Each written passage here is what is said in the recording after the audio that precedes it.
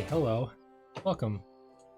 Welcome to the party zone with your friends, Edward, Brian, Michael. Hello. Eddie, why don't you say hello? Hi, hello.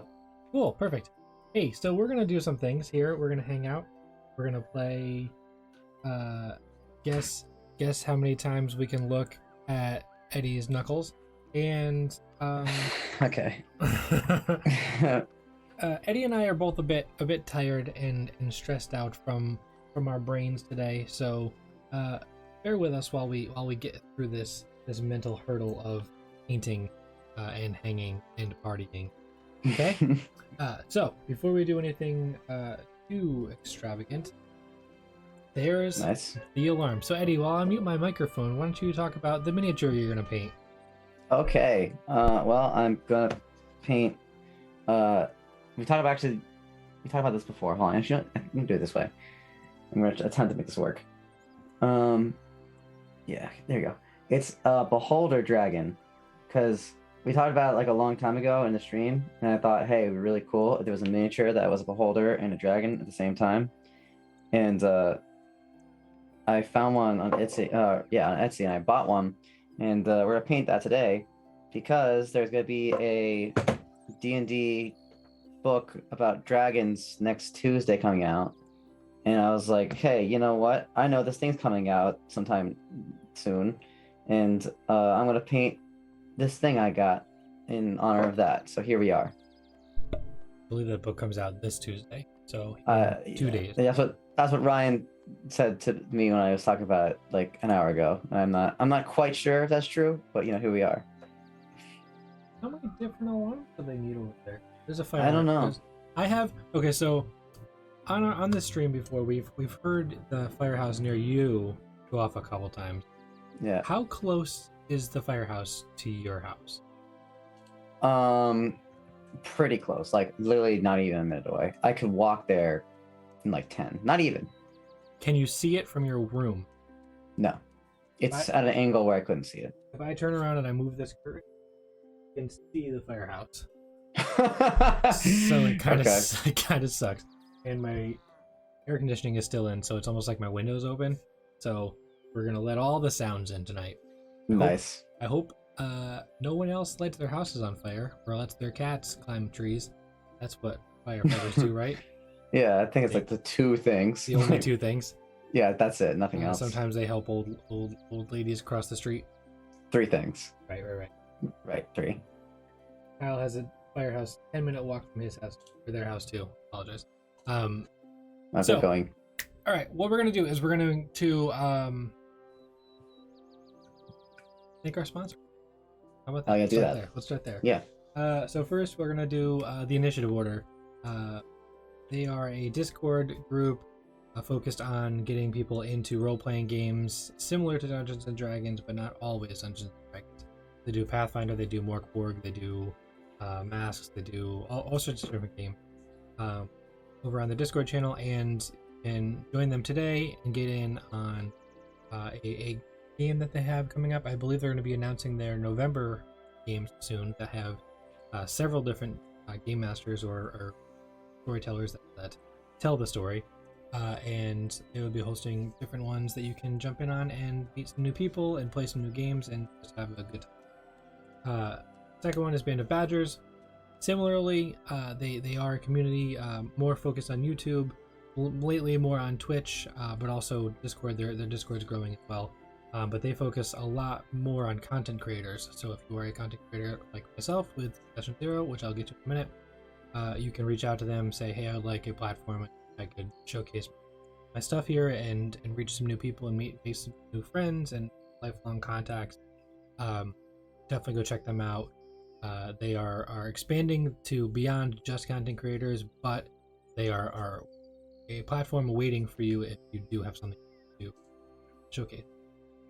And last and definitely least, Session Zero is a Dungeons and Dragons inspired clothing company that I own. I run myself entirely, and I struggle through every single day.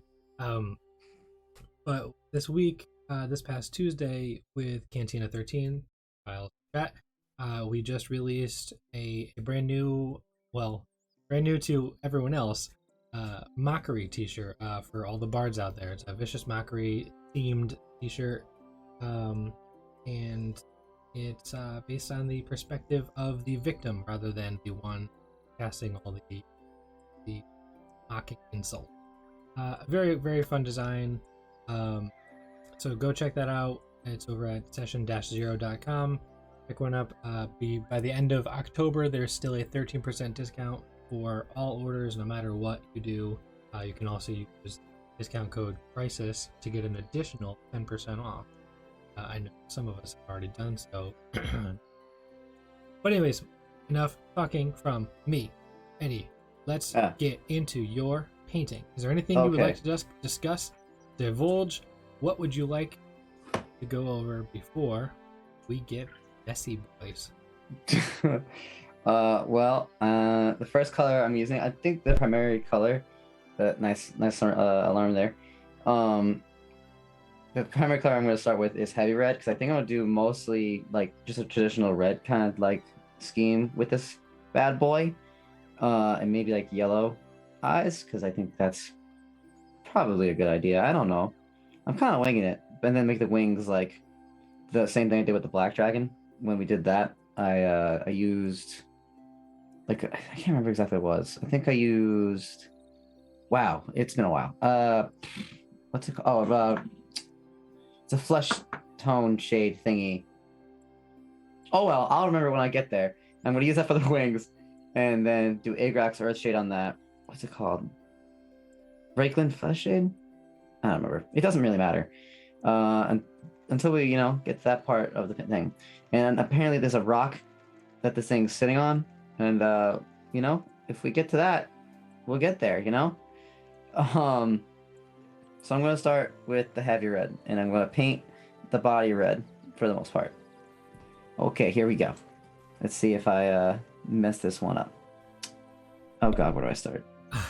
I'm really glad that I muted my microphone when I did, because that was, at the time, a fire truck decided to pull out and start blaring its horn probably 3 times, which I think might be close to my house, because it didn't sound like it went very far. Why is it? I'll have to take a look outside and see if I see some smoke on the horizon. Yeah, you say. It'll probably look like a whole thing. But anyways, hello Butch. I apologize. First off, let me while you're painting here, we didn't stream last week, and we did not. I've been pretty much the social media person for mid-level, and I forgot to post something, so I apologize if anyone showed up to see our beautiful faces.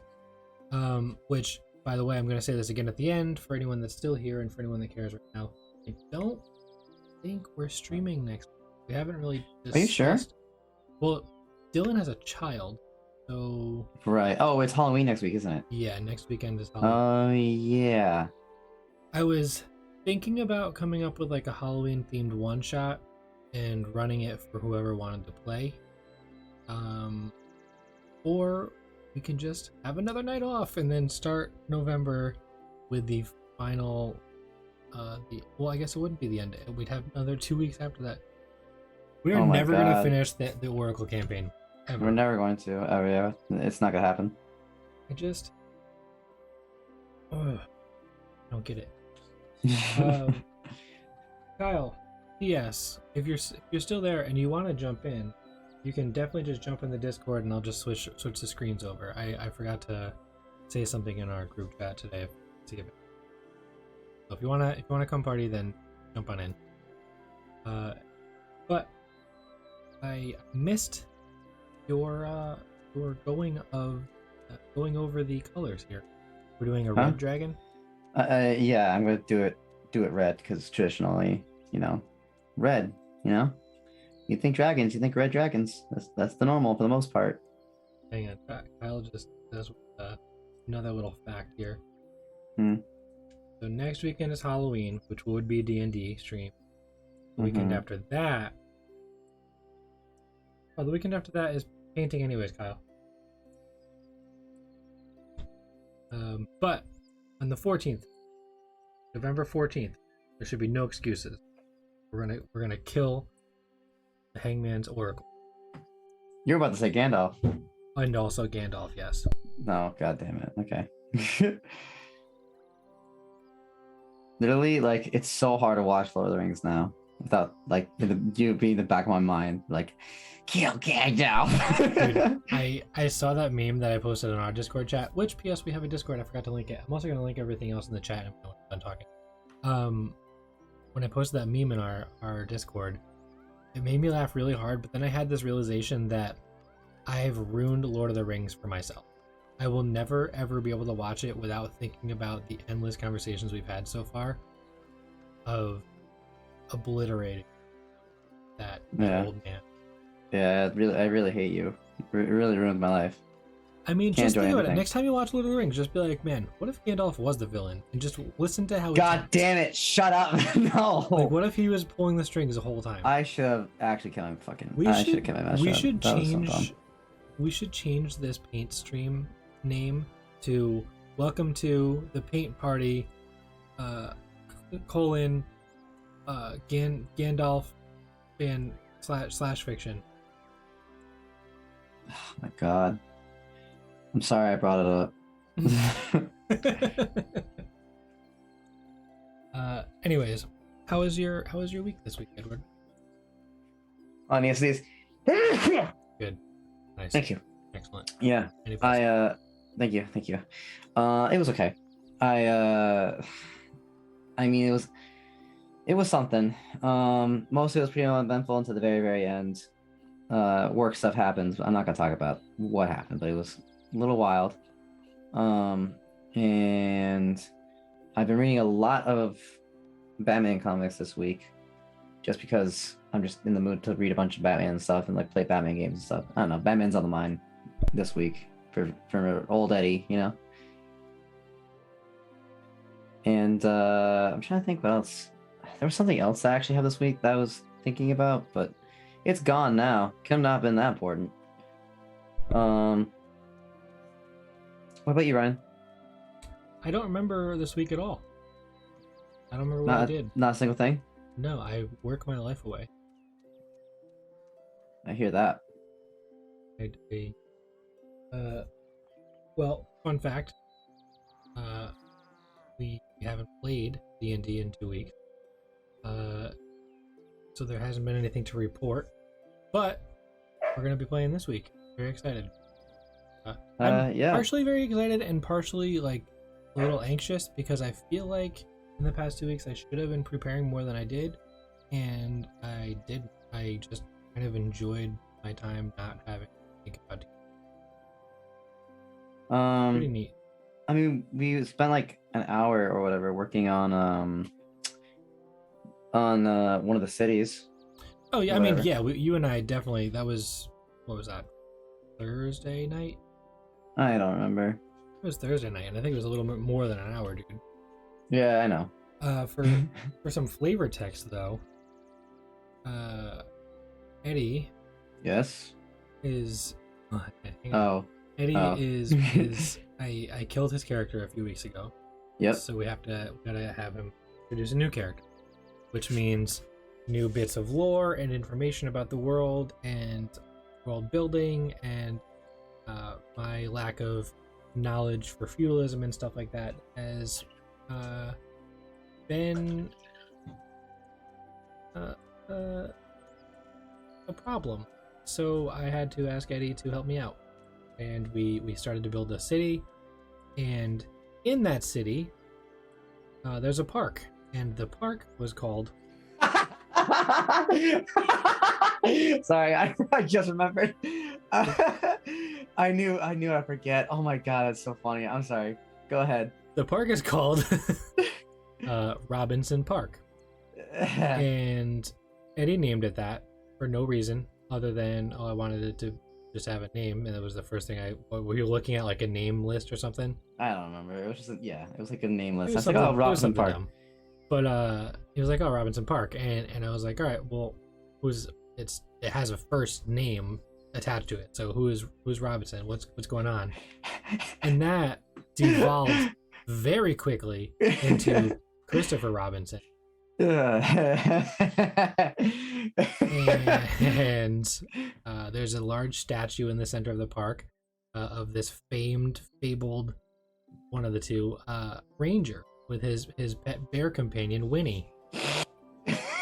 The farms outside have been named the 100 Acres. The late hours of Thursday evening got us a little giggly, and we went from creating a pretty cool city to turning everything into Winnie the Pooh theme. So that was cool. I mean, it's funny. We said I'm gonna forget about it, and then I'm gonna experience it all over again. And it's true. I completely forgot until you just mentioned it, which is really funny. I'm gonna forget again. Yeah. It's gonna happen again. It's gonna be hilarious for a third time. We can't talk more about it though, because of the people that may be watching that may be involved in the session. Thursday. Robin Sin. It's Robin Sin. So it's not a direct correlation to Winnie the Pooh, but close enough to the point that I can say Christopher Robinson is bear companion Winnie. Amazing. Yeah, we did have a serious setting for like 2 seconds. That lasted like, I don't know, not that long.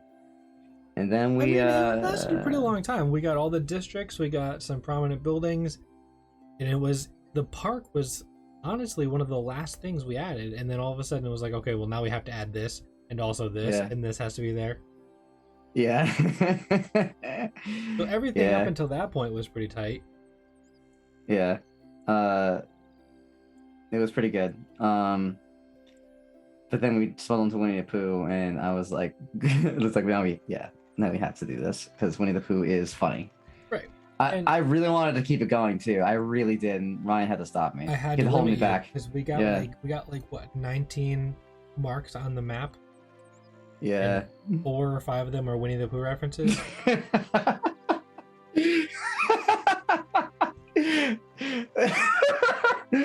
Oh man. One of the strongest naval forces in the world, and you've turned it into a joke.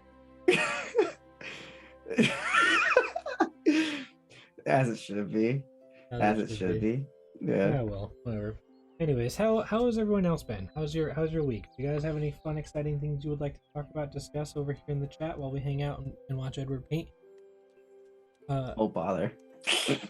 Nice, there it is. So, for those of you that don't know, I think you did say it in the beginning, but I was distracted by the fire stuff outside. The Beholder dragon that Eddie is painting right now, I think was just an Etsy abomination. Yeah, it was. Yep. And now it is actually a thing that is going to be released on Tuesday. Yep, there is actually a Beholder dragon, and they released the art for it, and it doesn't look like this thing at all, but it's still really sick, and I'm really, really pumped for it, because dragons and Beholders are really cool. They're like my top 2. No, Belcors. If they made a Beholder not Belcor, idiot.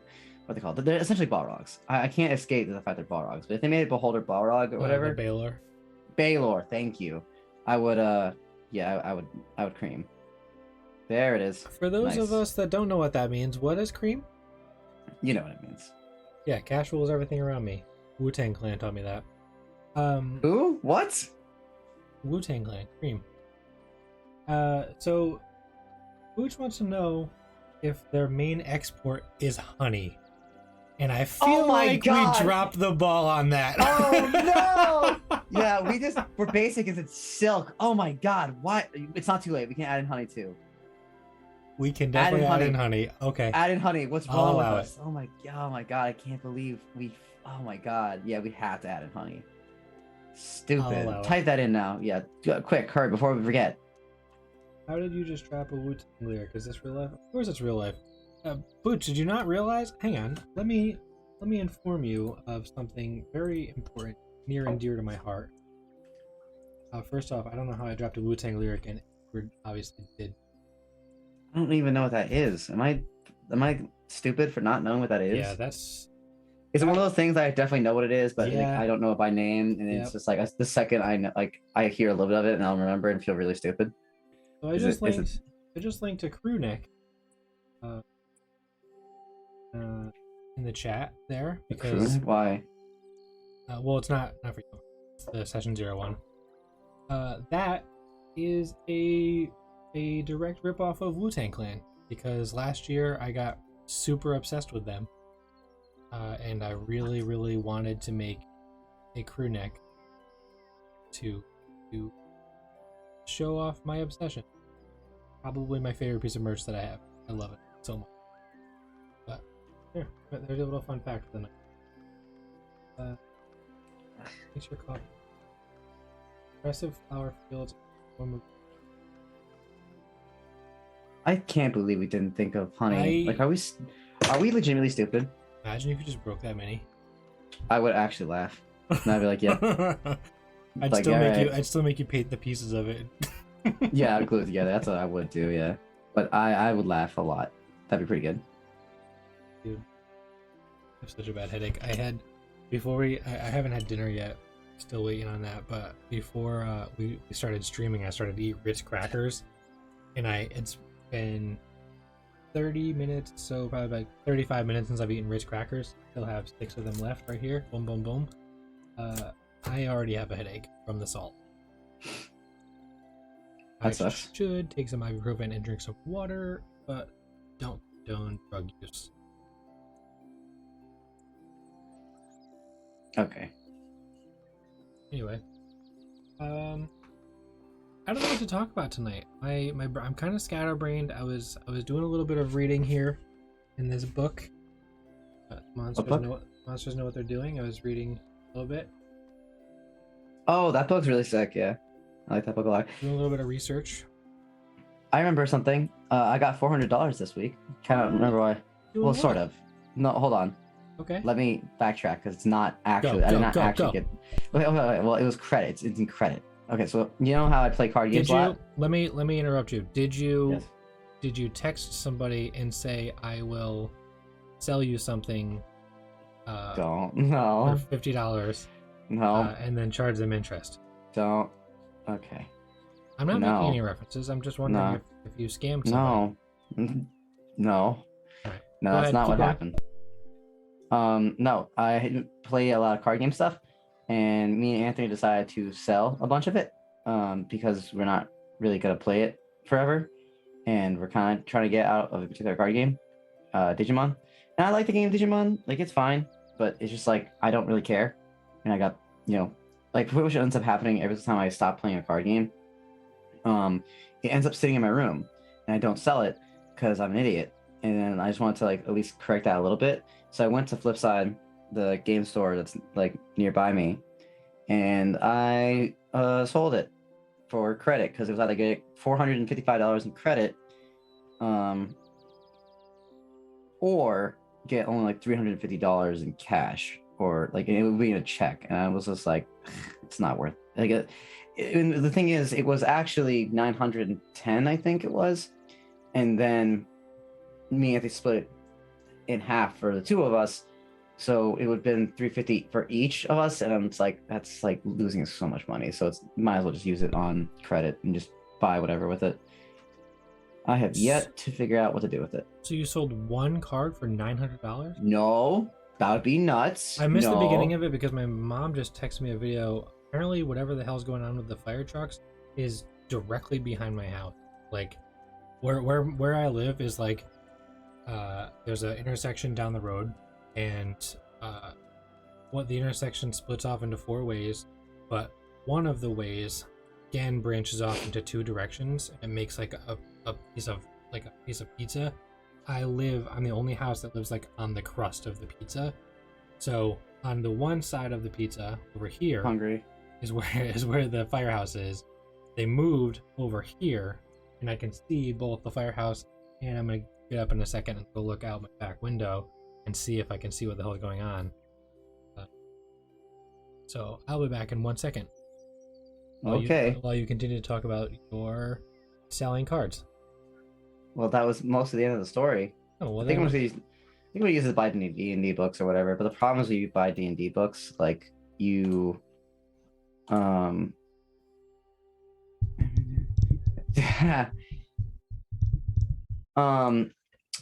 I'm sorry, I got distracted. D&D books, they sell them at MSRP,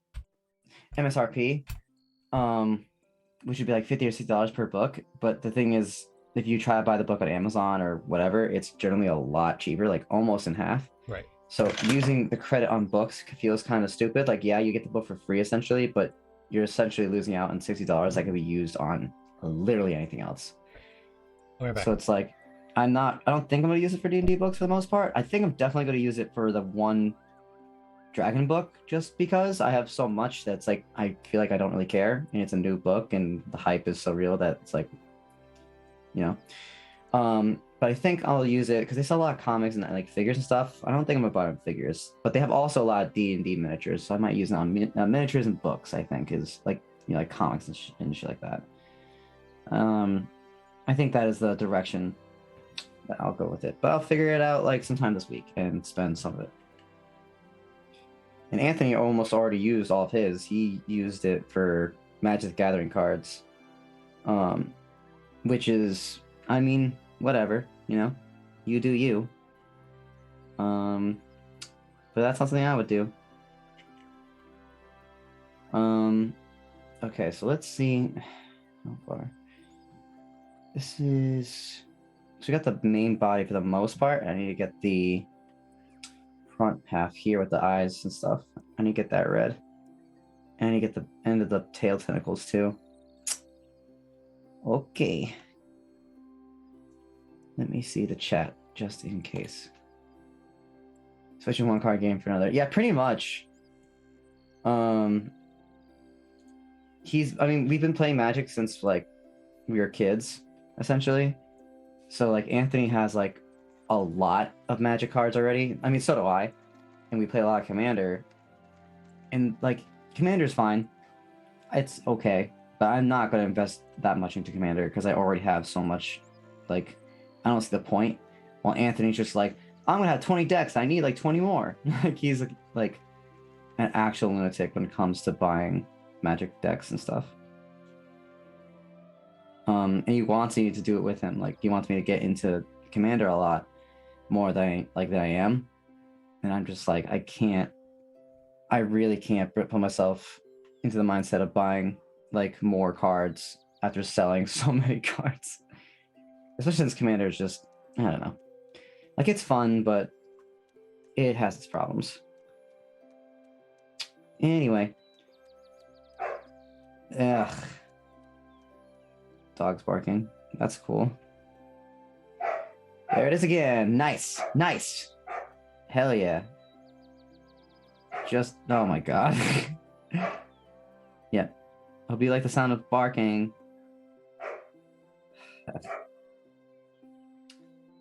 Anyway.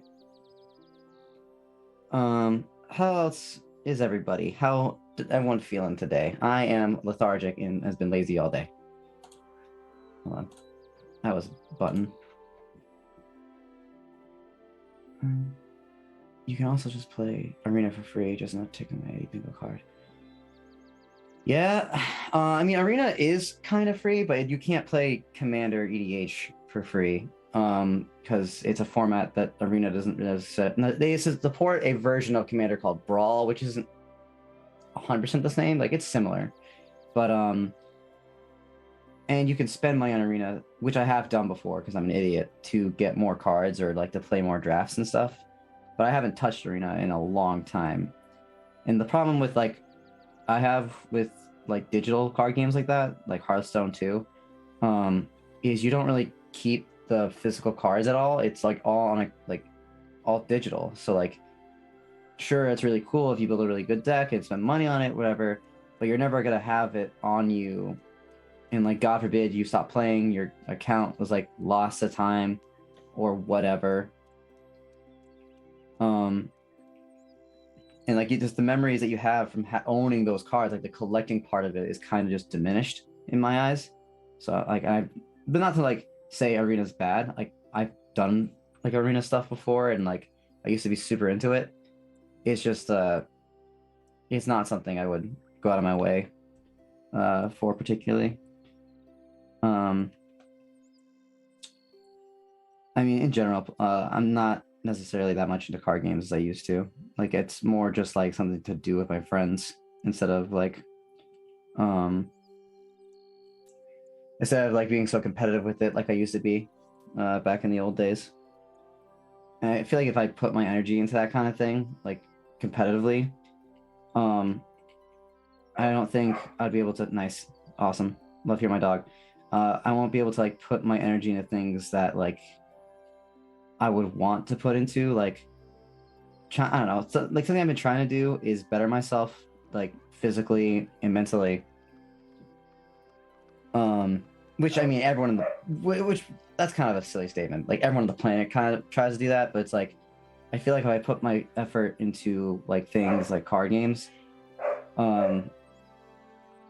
it's going to like, I mean, first of all, it will sink my wallet a little bit, and like I won't be able to like spend money on things that are like more important, like adult stuff like bills and stuff, and like because I'm also trying to think of like when I move out, I have to pay rent and like focus on my loans and all that, and if I put any money into card games more than I already have, I feel like, or put like a lot of like attention to competitive card games, I feel like it would make it so my focus on the things that are really important to like not die would lessen, and then I'll get blindsided by like, let's say something happened to like my car or whatever, like I'll get blindsided by those things, and then I don't know, my mental health will not be great if I'm under a lot of stress. You know what I mean? That was kind of a long-winded tangent there. Where the hell is Ryan? Like, where did he go?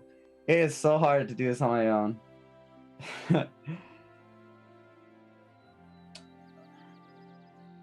Anyone else hear that? Anyone else hear my mom yelling at my dog? We're not yelling. That's a strong statement. I don't even want to say raising her voice at the dog either, because that's not even true. That's not even true, too. I don't know. Words are hard. But, this dragon's coming out, okay? I'm trying to get into this corner, like right... Actually, I get to this little pit. Right here is underbelly and the side of his, like, knee. It's hard to show the angle, but, like, right there is I'm trying to get into, and it's eluding me.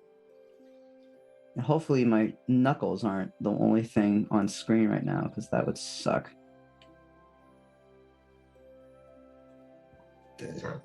Excuse me. That was gross. I thought it was a good goal. You said. Thanks. Are they eating fruits? Yeah, you can see. Okay, good. Okay, cool. I hope Ryan listens to all of this. This will probably make him laugh, or won't. I don't know. Nothing makes me laugh. Oh, thank God. Oh, thank Christ. I did not know how much I can like go on without you. I was listening. I know. So I got my food. Good. But my mom has been outside. Mm-hmm. And apparently there was 2 calls in the span of 5 minutes. Mm-hmm. Both in the same spot. One is about a fire, one is health related. I guess the guy right outside, he lives like in my backyard, basically. Like, to go back to my pizza, if I'm the crust, he is like the first bit of cheese in my backyard. It's an awful situation back there. I don't have a yard. But he was a firefighter. He's a volunteer now. I guess he's outside talking to my mom, and he's telling her like what's going on because it's directly in front of his house. There's probably 2 or 3 trucks out there, spotlights everywhere. It looks like it's daylight out there. So I don't know. What is going on? Do you know? No, everything I just said. That's all I know. So wait, is the health thing related to the fire thing? I have no idea. I don't know why there would be 2 different calls. Or is it just Lady Luck, Lady Fate? I should not with that heartless butthole. You know? I know. Yeah. Oh All right. man. So we're talking about what, card games, digital I was cards. talking. So you don't like Hearthstone? Not really. I tried it. It's fine. Like I understand the appeal, and like I played it. And, like the mechanics of Hearthstone's pretty good, and Hearthstone does this thing like it's very smart, where they use certain mechanics that would only work online. Mhm. It's very clever that they do stuff like that. Um, but the problem is, it's just you don't collect the cards physically, and Right. that just drives me nuts. Like I can pull up cards from like when I played Vanguard like right now, and I can give you stories about all of them. Like Give me one. that's right now. Yeah, go ahead. Call a meeting. Do you want me to pull up a card, or do you want me to just tell you the name? Wait, from a Hearthstone card? Which card? What? What card were you talking about? I was talking about like Vanguard cards. I have a bunch of old Vanguard cards that I can tell you the story of. Well, I'll pull up a card. You keep painting. Well, not every single card in Vanguard has a story behind that I know. I'm talking about the ones that I own that I have a story for each one. All right. Like, I just typed in Vanguard card. Okay. Okay. You know what? At the top. Spoiler for the rest of the story. Content warning. It's a bunch of naked anime girls. What the hell are you talking about? Hold on. I typed in Vanguard card into Google. You know how the top is all shopping? The very first one is a Yu-Gi-Oh! Playmat Dragon Maid deck for I see it. and then there's another one further down. It's a bunch of girls facing away, bending over, so it's just a bunch of naked butts. I don't see any of that. What the fuck? eBay with free shipping. Here it comes. Come to Papa. Right. Anyways, back to the cards here. The first card, Dead Armor Dragon. Tell me a story that you have with Dead Armor Dragon. You're an idiot. That's not what I meant. I literally just explained to you what I meant. I know what you meant. Still I know what you meant. I can find one in here though and tell you. So I mean, okay. You know what? I got one. So back in the day, if you look up Blaster Blade, that is. Go ahead. That is the. So you're going to? Or you're not going to? I'm not going. I'm eating while you tell me this story. That's fine. This is a card called Blaster Blade, right? And he was the main character, like in the anime. The main character is like main card. So they built the entire like Royal Paladin deck, which is like knights and like stuff like that, and like holy dragons, like the paladins. But the main card of like the whole deck 9 times out of 10 was Blaster Blade. So back in the day, I used to be obsessed with that card because it was really cool to me, because I love knights and all that. But before that, I was using the dragon decks, but that's not the point.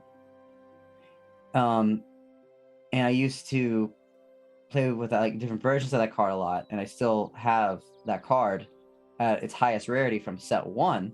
So now it's like worth. I remember like back in the day, I was trying to get 4 copies of the card because that's how many you can run in a deck. And I wanted to get the highest rarity of that card because it was my favorite card.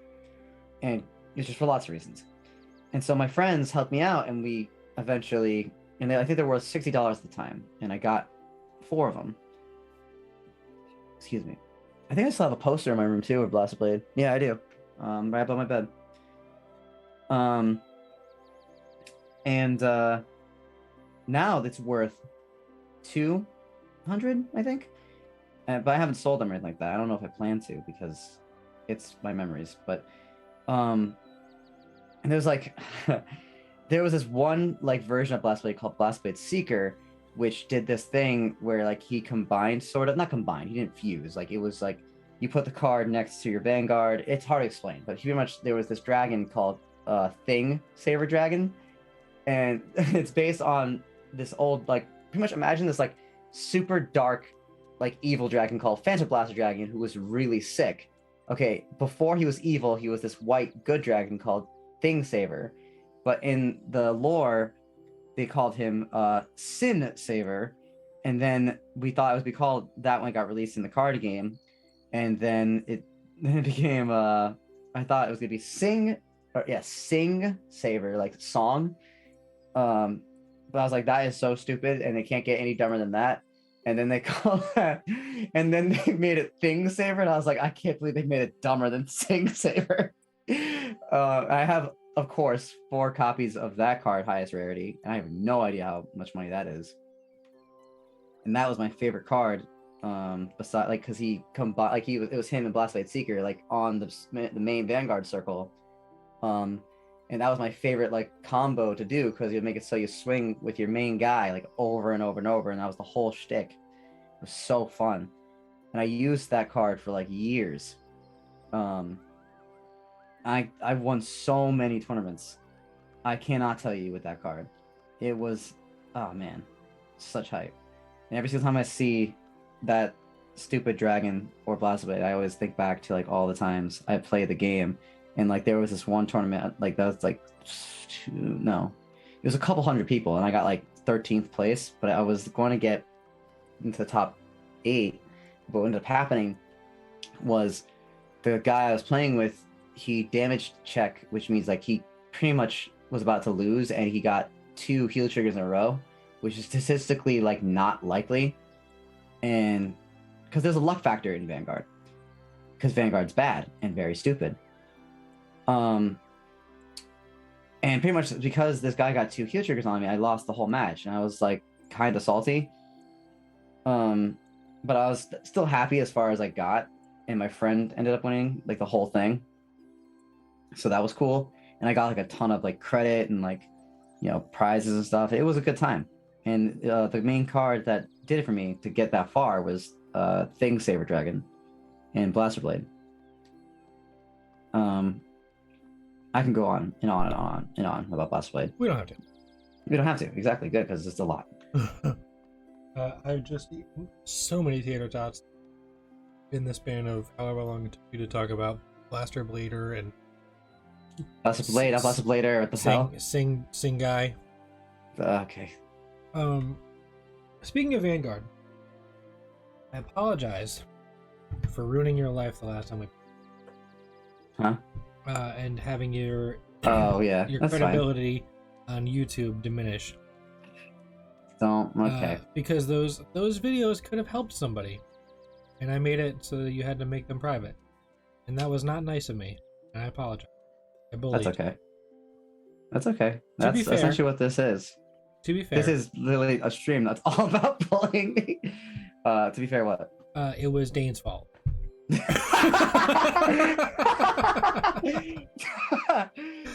Okay, nice.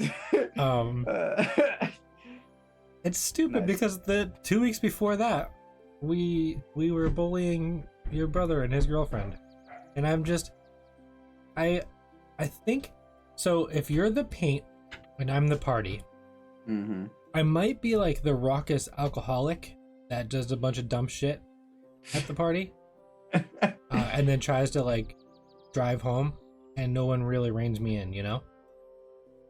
I guess. So I gotta put myself in check, and I gotta stop hurting my friend. I mean, hurting is a strong word. I wasn't hurt by it. I mean, you went through the lengths of making over 200 videos private. So because I was scared of what you would find. It's actually really cringy. So I was like, and it's something I was honest to God, I've been meaning to do that for a long time. So I honestly needed the motivation to do that, because I like having the videos, because, you know, my memory, like, you know, it's pretty much what like took up most of my like late teens, early 20s. What was the last video you posted? The very last one. Not like what was the content, but like how long ago? Oh, years ago, like maybe 5. So it's 8 not years something ago. you guys like go back to once a year and are like, let's make another content video. No. It's just something that we like look back on every so often. I more than anything was shocked and surprised that you had like a following that you were withholding. Yeah, it's because I was ashamed. People, but like that, you can be ashamed of that, but like at the same time, let me think of something I'm ashamed of. Yeah, there's nothing, I guess, really.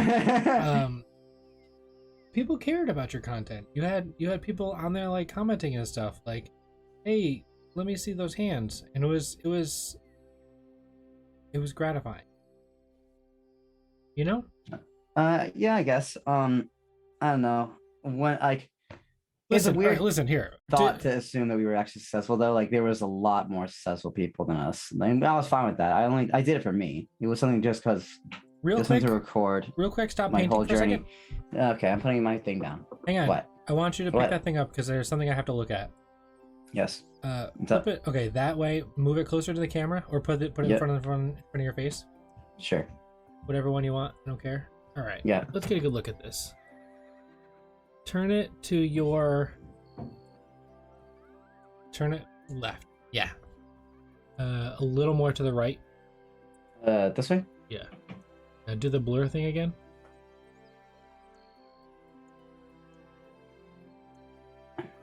Kind of hard to tell. What? So, do you see the eye stalks on that beholder? Take a quick look at it. Yeah, I'm looking at it. The ones on the left side of its face that you haven't painted yet Mm-hmm. looks like a wiener. You can continue your story. I just wanted to point that out. Hold on. I don't see it. Anyway, what was I saying? I don't remember, honestly. I got distracted by the eye stalk wiener that I can't stop looking at. Nice.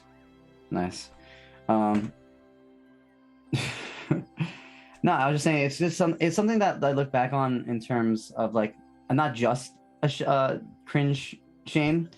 It's mostly that, but like it's something I look back on. It's like, oh, this is what me trying to get better at like Vanguard was like. It was like a thing that I did with my friends, and it was a fun time. But a part of me also hated it because of lots of reasons. A lot of times I would post a video and I would immediately regret it just because of like something stupid I would say, and like I don't want like someone to look back years later, someone including myself, and seeing that I like say something dumb, nothing like necessarily offensive, just like something just stupid, like things I say here all the time, and then like use it against me. That would be awful. I would hate that. Right. Which I completely understand. That's why we did the first paint stream and I never actually published it to YouTube. Because it was a mess. It was a mess of titanic proportion. But I don't think it was that bad. To be fair, in your defense, I was in 2 different bands and then started a clothing company, and then we do this streaming thing. And all 4 of the things have one thing in common, and that is nobody gave a shit. So it's really cool to learn that you had a thing that you had like literally thousands of likes and views on. That's really cool. Like regardless of what it is and regardless of what you said on those uploads, you still have like a following of people that cared about it, Yeah, that's true. We actually like the weird part of it was when we actually did have fans. That was weird. Like, it's like why like what I mean? Like we had like I think I might have said this before, and last time we did this, I said when we were talking about the whole thing. We actually had like this guy who used to like actually like be stoked to be talking to me and like tell me how him and his friends like watch videos of us all the time. It's like that is such a weird idea that like someone would actually care about what you had to say and like think you're actually good at the game. Or Insane. Him and his friends just thought you were really cute. Okay. All right. Still flattering. That's true. Gotta look at the positives. Yeah. Gotta be optimistic. Yo, if someone watched me because I was cute, you know what? That'd be like, hell yeah. No matter what context. I'd be like, awesome, finally. Someone gets it. Unbelievable. That's the ego boost I would need to be a complete person. Kyle said, "Hey baby, I'm right here." Thank you, Kyle. So I'm trying to look. Is there anything you want to talk about? Anything you want to go over? In terms of what? Anything. Literally anything. We were just talking about stuff. No, I know like a lot of stuff. I meant like we were kind of just like hinting on things just because I was apologizing to you, and you were talking about cards. You want to keep talking about cards? Not necessarily to talk about cards. You can talk about anything. Oh, no, never mind. I was thinking about Fizzband. Yeah, Fizzband? I was thinking about you got it, Fizzband. I was thinking about Fizzband a lot too. I'm so stoked on Fizzband. And I was hoping to look at some of the other previews of the other dragon. Is there other previews of dragons? Yeah, there's a few of them. Now, is there anything like character related that came out? Like that's coming out? Sorry. The Drake Warden Ranger. Hell yeah, that's cool. I love So Rangers. Your beast companion be a Drake instead of a beast. Is that literally what it is? Yeah. That's so cool. It grows in size and ferocity as you level up. Oh my god, that's so cool. That reminds me of that Evan class in Maple Story. I'm playing that. That's so cool. I already loved Rangers, and that is the coolest thing I've ever heard. There was I don't want to say.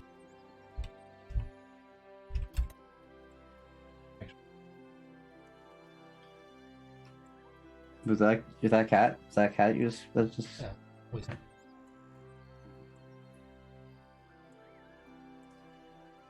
Oh boy.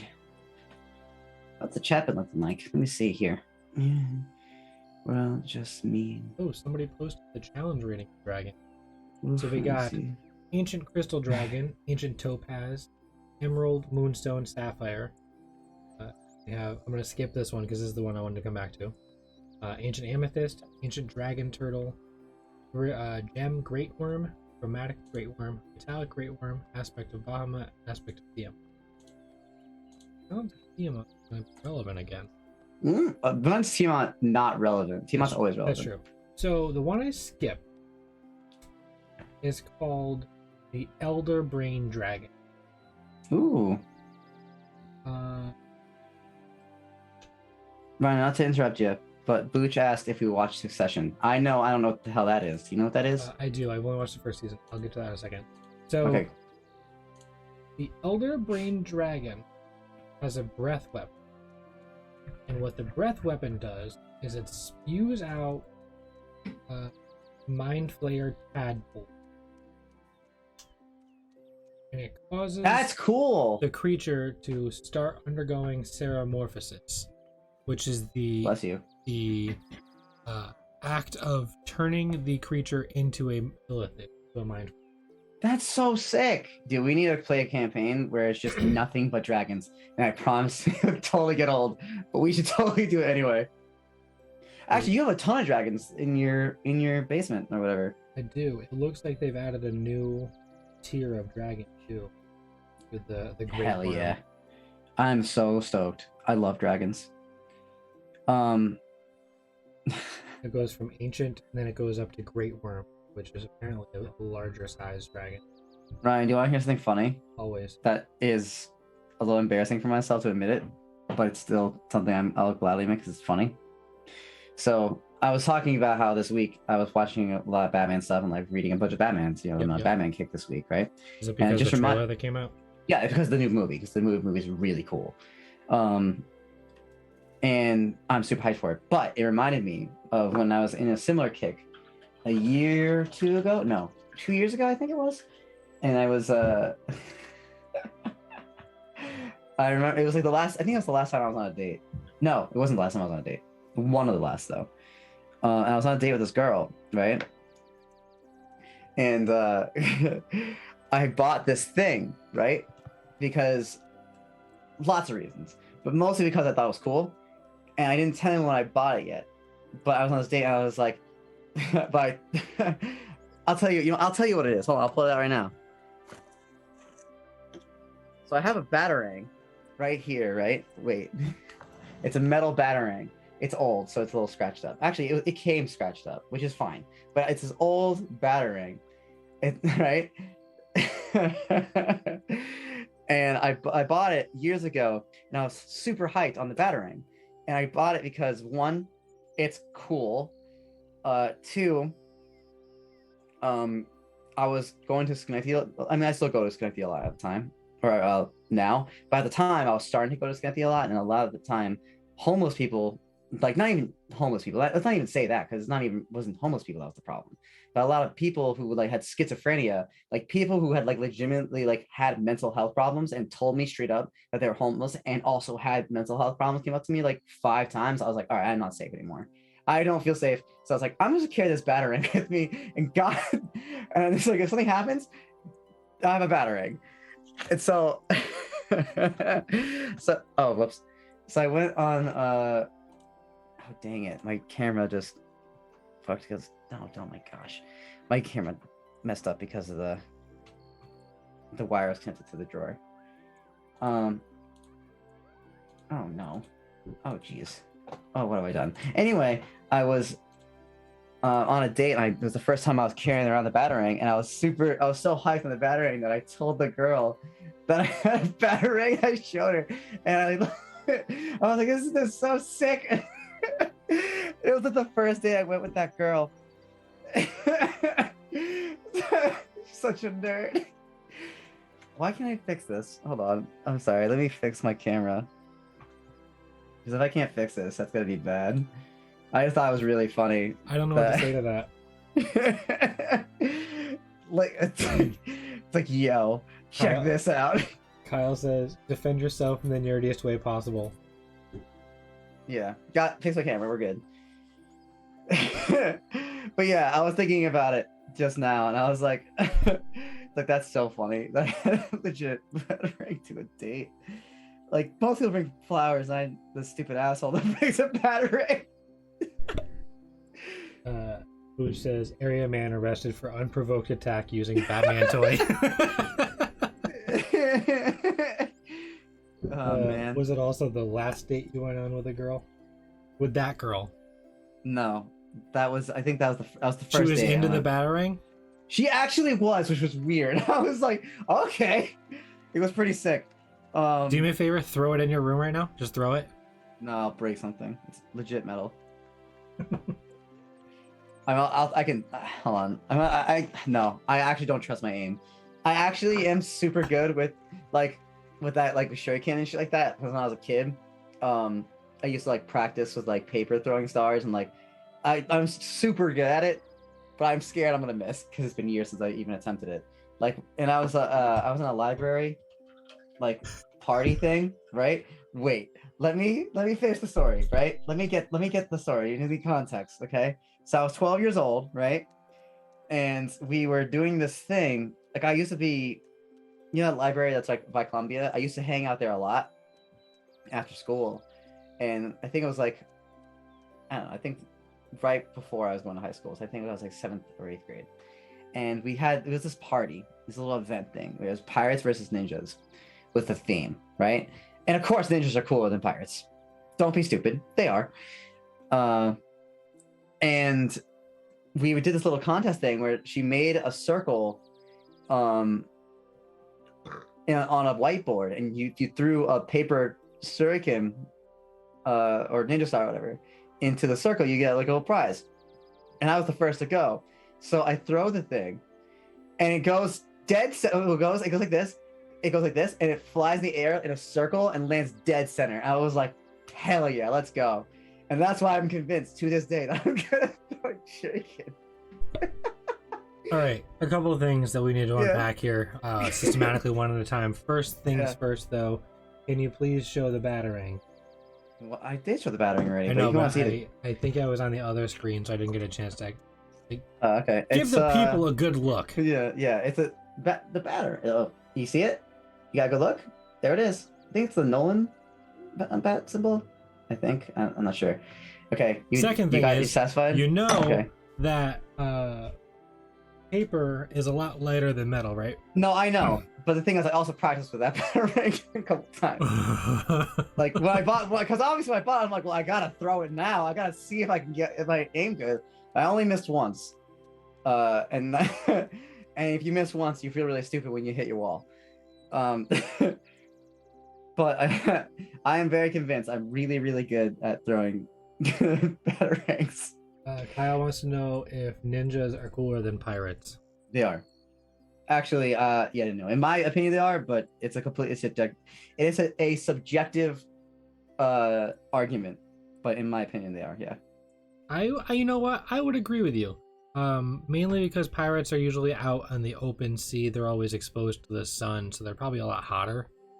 Ninjas That's usually your come out reason? at night, so they get to be like under the cool evening.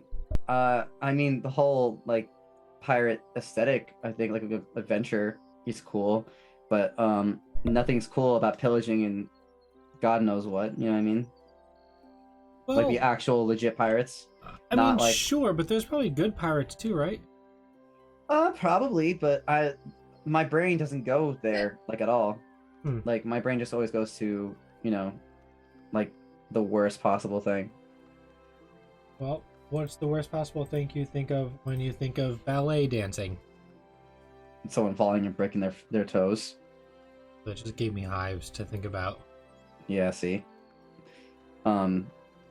I can never trust ballet dancers because I feel like their toes are just literally nothing. It's like grounded down to dust, which is probably not true, but that's just my own ignorance. Oh, I'm not putting this in the camera at all. Sorry. Yeah, we're used to it by now. It's just a thing, you know. Okay. The ninjas were cooler, but before Naruto. Post Naruto, I think ninjas lost a lot of points. Well, no, hold on. Wait. Here we go. Wait. Okay, I'm gonna hold mute my on. microphone while you get on your soapbox. Wait. No, wait. You're not entirely wrong, but okay. I like Naruto. I grew up on Naruto, so it's like any smack talk to Naruto, I'm like, oh wait, hold on. Hold your horses. But actually the new Naruto show, Boruto, is hot, stinky trash. So that's a fair argument. Actually, but there's pirates. They have One Piece, which I think One Piece is fine, but I haven't watched enough One Piece to give it any credit. But in my personal experience, One Piece is like not that great. One Piece is the one that just had like the 1000th episode, right? Yeah, it's so huge. It's actually ridiculous. Let me rephrase my statement, because when I said they're not that great, that's not true, because I can't say that with any certainty because I haven't watched enough One Piece. The problem with One Piece is that what I've seen, it's fine and like not bad or really fantastic. But it's so massive that if you really realistically try to get into it, it's really hard. Like you have to really get into it. Jeremy's here now, and he I'm gonna kind of put a spotlight on him real quick. Before he moved to Oregon, I don't know if he still cares about it or not, but he was watching a lot of One Punch Man. Oh, I know One Punch Man. I don't know anything about it. I don't know anything about anime at all. It's like a superhero anime, and like the whole shtick is like he's overpowered, and it's like kind of a joke anime, like, and it is funny, and like the whole premise is that this guy wants to be a hero, and like he can literally one punch anything and just win right there. Is it like a one-time use a day, or like no matter what, no, whenever he punches he's just like he's essentially like he's like almost like Superman, like he just literally just always wins, and that's kind of the punchline. Does he have a kryptonite? No, he's just like he's just not impossible to kill, but it's like no, actually no, he might be impossible to kill. He's just like the most ridiculous OP character I've ever seen. So I'm gonna do a quick side story for a question, but I want context. Oh shit! I'm blanking on his name.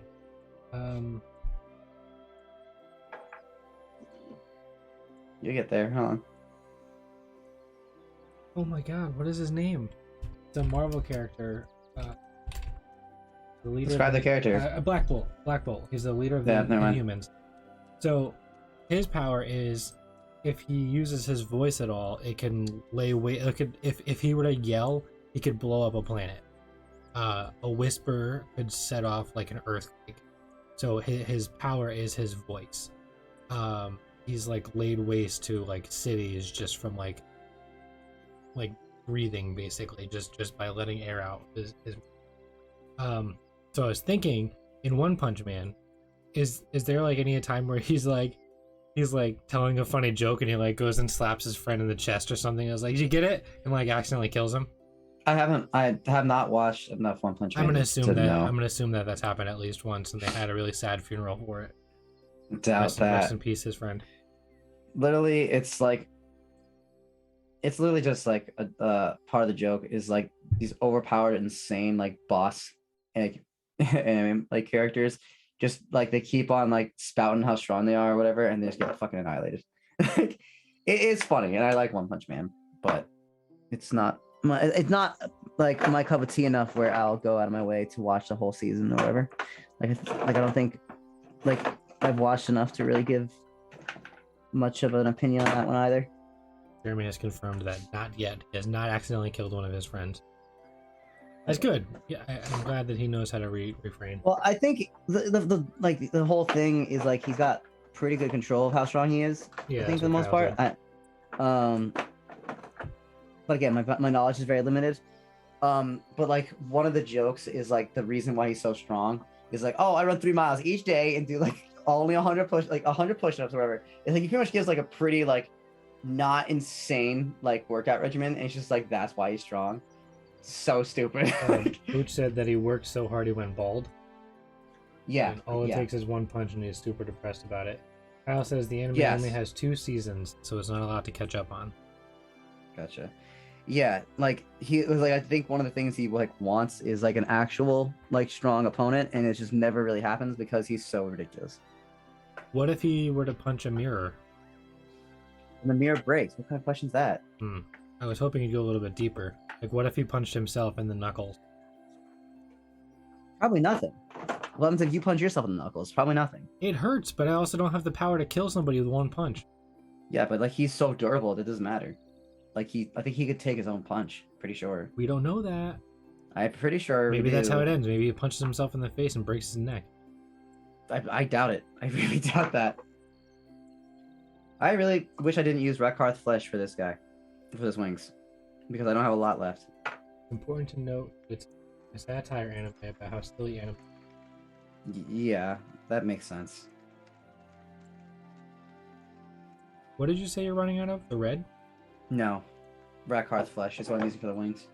I think I'm gonna just use Carrot Storm instead, and just go over it. Carrot Storm. Karak Stone. But I might have said Karak wrong. I might pronounce something different. Karak. So whatever that is. Kyle said he punched his fists together at full strength. The shockwave would probably F up the planet. Probably. That's a lot of fun. I like that concept. Oh, speaking of, did you watch Dune? No. Okay. Have you? Yeah, I don't get it. You don't get it? No. What do you mean, like you don't understand what's going on? No, I have no idea. Okay. That's it. That's all I wanted to say. My mom, like, we have Plex, and like, I pretty much can watch like a lot of movies as they come out. Well, anytime I want. That one's free on HBO right now. That's funny. Didn't know that. And I was offered to watch it, but I was like, nah, I don't give a shit. I will say it was very good. It was very good. How can you say it was very good if you don't know I'll explain. It was very good. The aesthetic was amazing. Everything about it was sick. The characters were dope. I liked everything about the film itself. I just don't understand the story. I don't understand the plot of the narrative. I haven't watched this, so I don't know anything about Dune, so I wouldn't be able to explain. Which I do know that. I think I might be wrong, but I'm pretty sure it's going to be a trilogy. I think that's the idea. Because it was going to be broken up into 3 movies. And I could be wrong.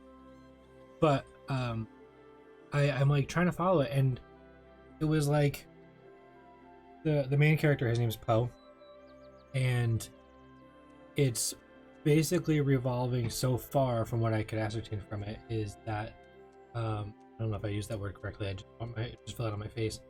Is that he is having dreams about this girl on this desert planet Arrakis, and they like weigh in a lot on the dreams that he's having, and it almost like shows his future or shows a future, but every single time that it like gets to a point in the movie where it's like, all right, the future is now, it doesn't actually happen. So I don't really know what the hell the visions are about.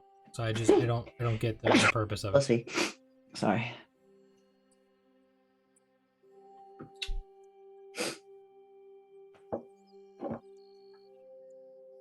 But I don't know.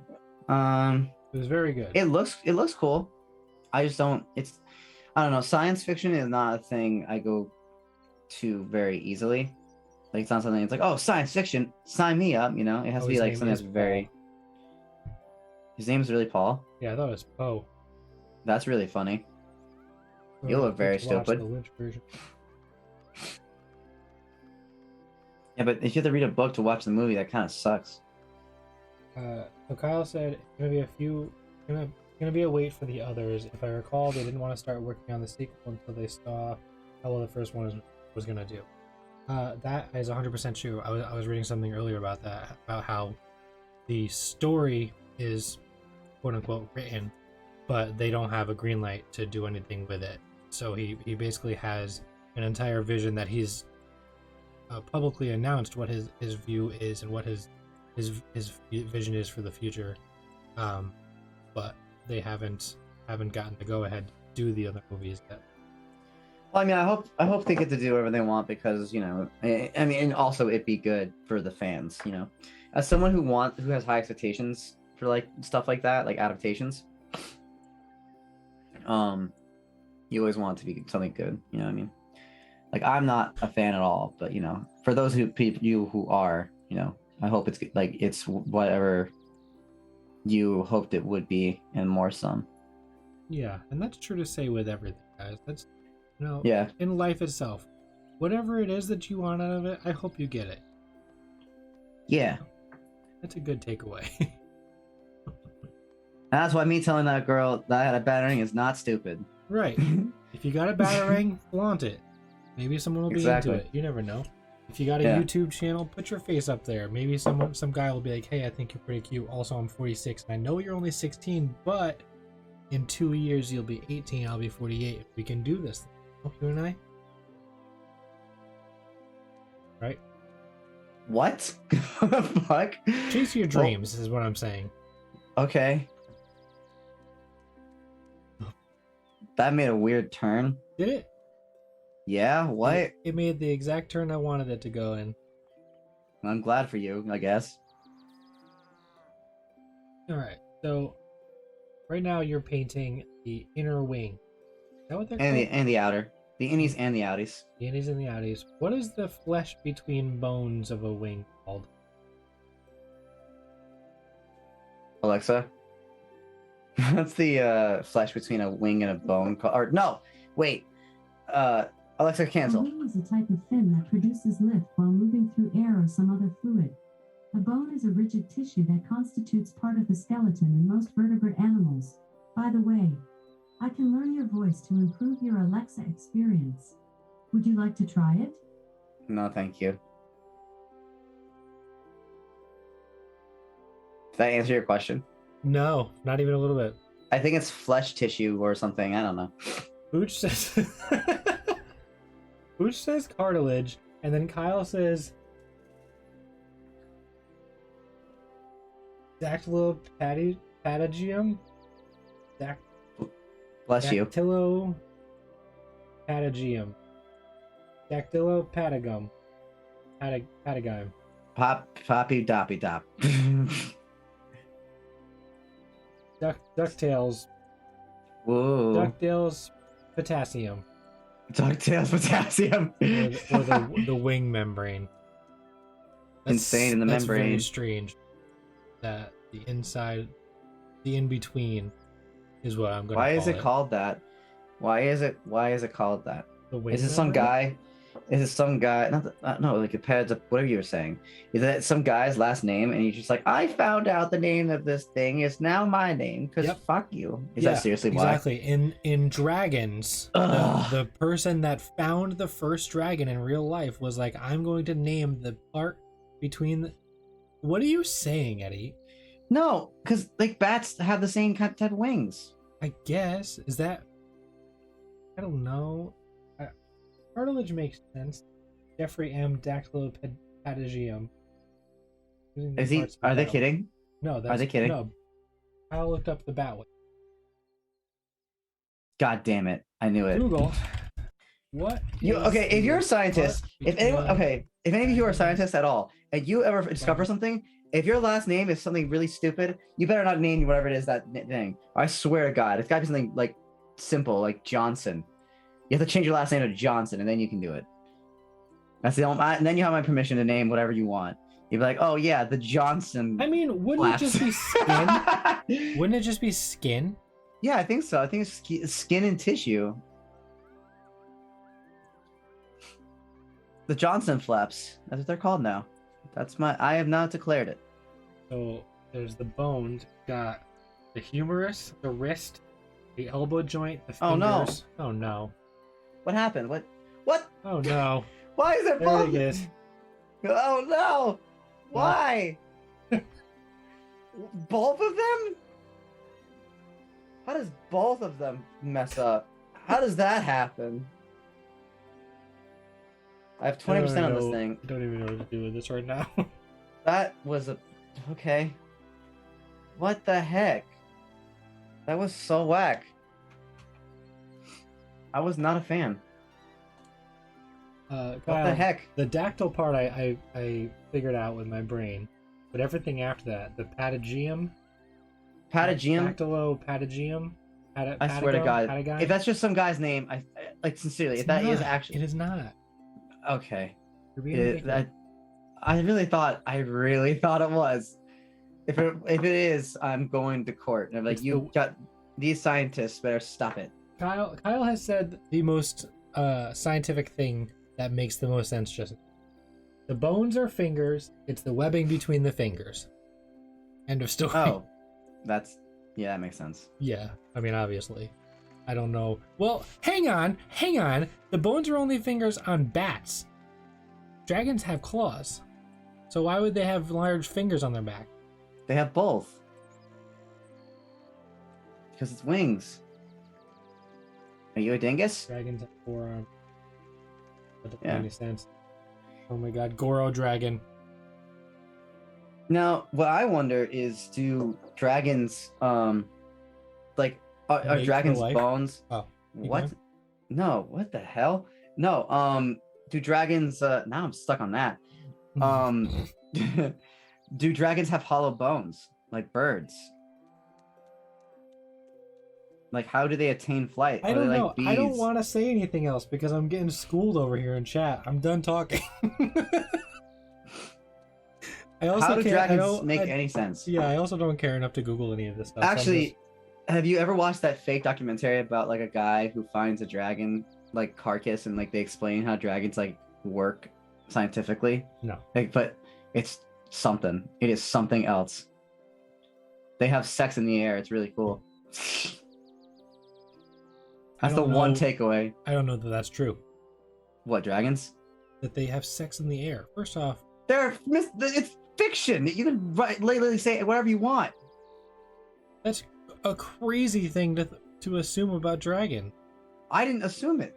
I'm saying that's what these people said in this fake documentary. And it was like this whole narrative of this guy finding the dragon's like carcass and like him Birds trying to like mate in the figure out. air. I knew it. Do they actually? The same way That makes bats sense. do without hollow bones. How? Oh, Scientists and engineers don't actually know how planes work. They understand lift, but don't know why it works. Yo, there was... What was it that I was watching? I have something saved on my TikTok channel. Session Zero Clothing TikTok. It was Nice like plug. it was like a comedian. Yeah, I gotta find it. I can't find it on stream though. you know bees aren't supposed to be able to fly? Tell me Like, why. I don't, because their bodies are too big, but they somehow are still able to do it. It sounded like the setup of a joke. Yeah, it's some a joke. It's called the Bee Movie. Oh, nice. That's the first line in the Bee Movie or whatever. The first thing you see, like bees aren't supposed to be able to fly. Birds actually. I have to Google this now. I have to YouTube this. Boots. Boots. Boots. I slipped my brush because you said boots. The first. I typed in.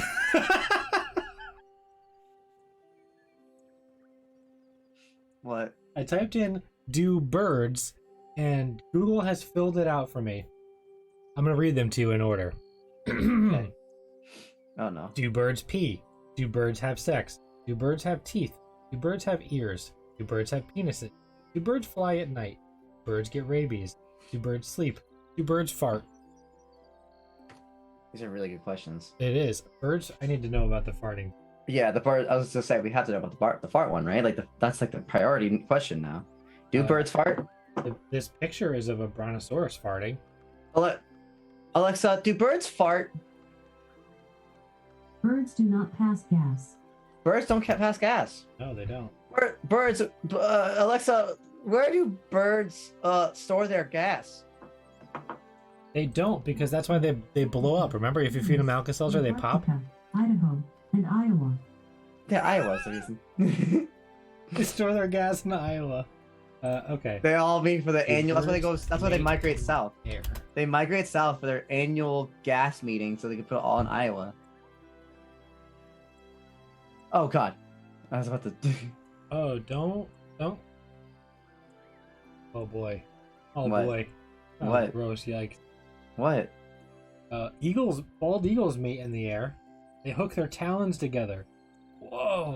Hot, nice. I've Google imaged this, by the way. This is Why? a horrendous mistake. Alexa, do birds pee? This might answer your question. Like most animals, birds discharge either solid or semi-solid waste from their bodies.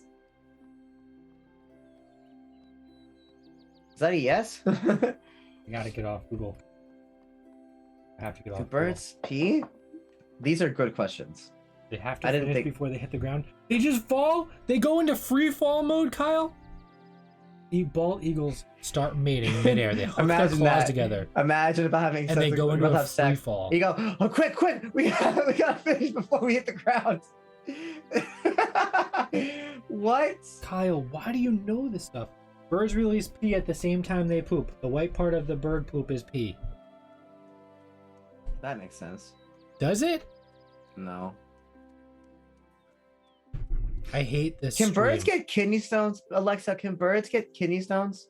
Good question. Alexa, can birds get kidney stones? Here's something I found on the web. According to iHeartDogs.com, I while heart any dogs. dog can develop kidney stones, certain breeds are more susceptible. So yes. That must suck. What a world we live in. What a miraculously curious world we live in. How does that happen? I can't even imagine interlocking my toes with anything. Alexa, do birds have peni? Peanut is not considered poisonous to birds. However, peanut may still contain ingredients that are individually toxic to I birds. think the plural of Always penis is check with your penises. veterinarian before feeding your pet any new foods. Okay, Alexa, for real time. Do birds have penises? Alexa, does a bird have a penis? Yes, birds do have penis. How old are we? Who said all of the birds died? What do you say? All the birds died in 1986 due to Reagan killing them and replacing them with spies that are now watching us. I've seen that subreddit. It's so funny. Birds are cameras. Yeah. Alexa, are birds cameras? No, birds are not digital cameras. Oh my god, the government took over Alexa. But yes, birds have penis. Alexa, do birds have vajayjay? All right, you grow I up. don't have an answer for that. Okay, all right, I'll be serious. Alexa, do birds have vaginas? Hold on, Alexa, do birds have vaginas? Sorry, I don't know that. She doesn't know. That's interesting. They have cloaca, Bless you. much like clams. I'm gonna Google cloaca. So wait, do they actually not have vaginas? I learned. actually just Actually, I did know this one. I did know this one because I learned it in the Adventure Wait. Zone. Time out. Do What? birds not have vaginas? They have cloaca. What is a cloaca? Google it. Don't Google it. Why? What is that? What is that? I'm Googling it right now. How do you spell cloaca? They have a cloister. That's come on. For real, what's a cloaca? It's the same hole for mating, peeing, and pooping.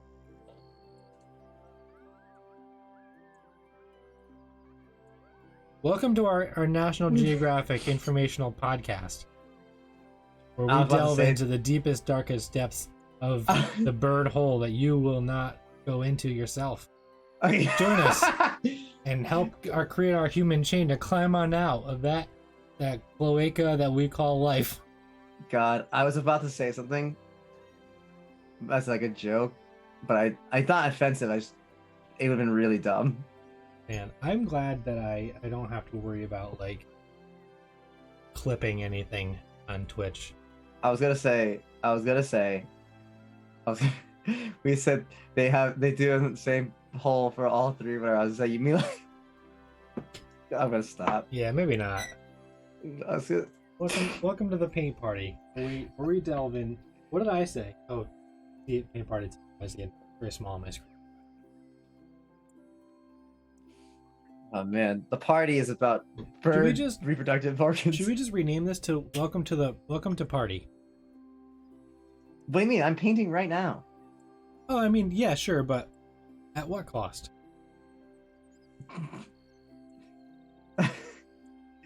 Anyway, that's a good rebuttal. What else have you painted this week?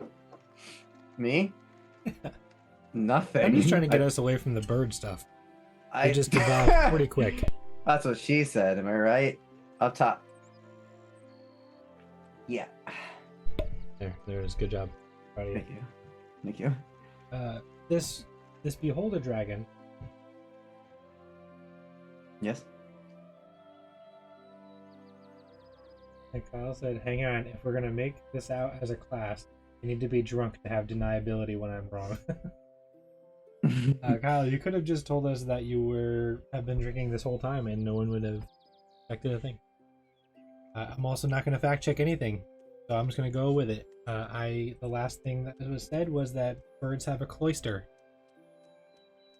I'm going to stick with that, and from now on, the Pokemon cloister is now ruined for me. Wait, so if they go into the same hole as all three, like what?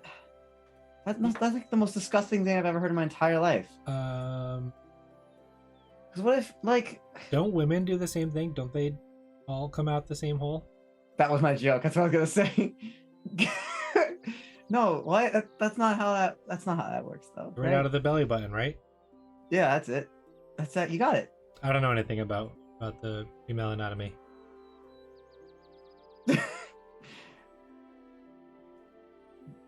I don't want to ask,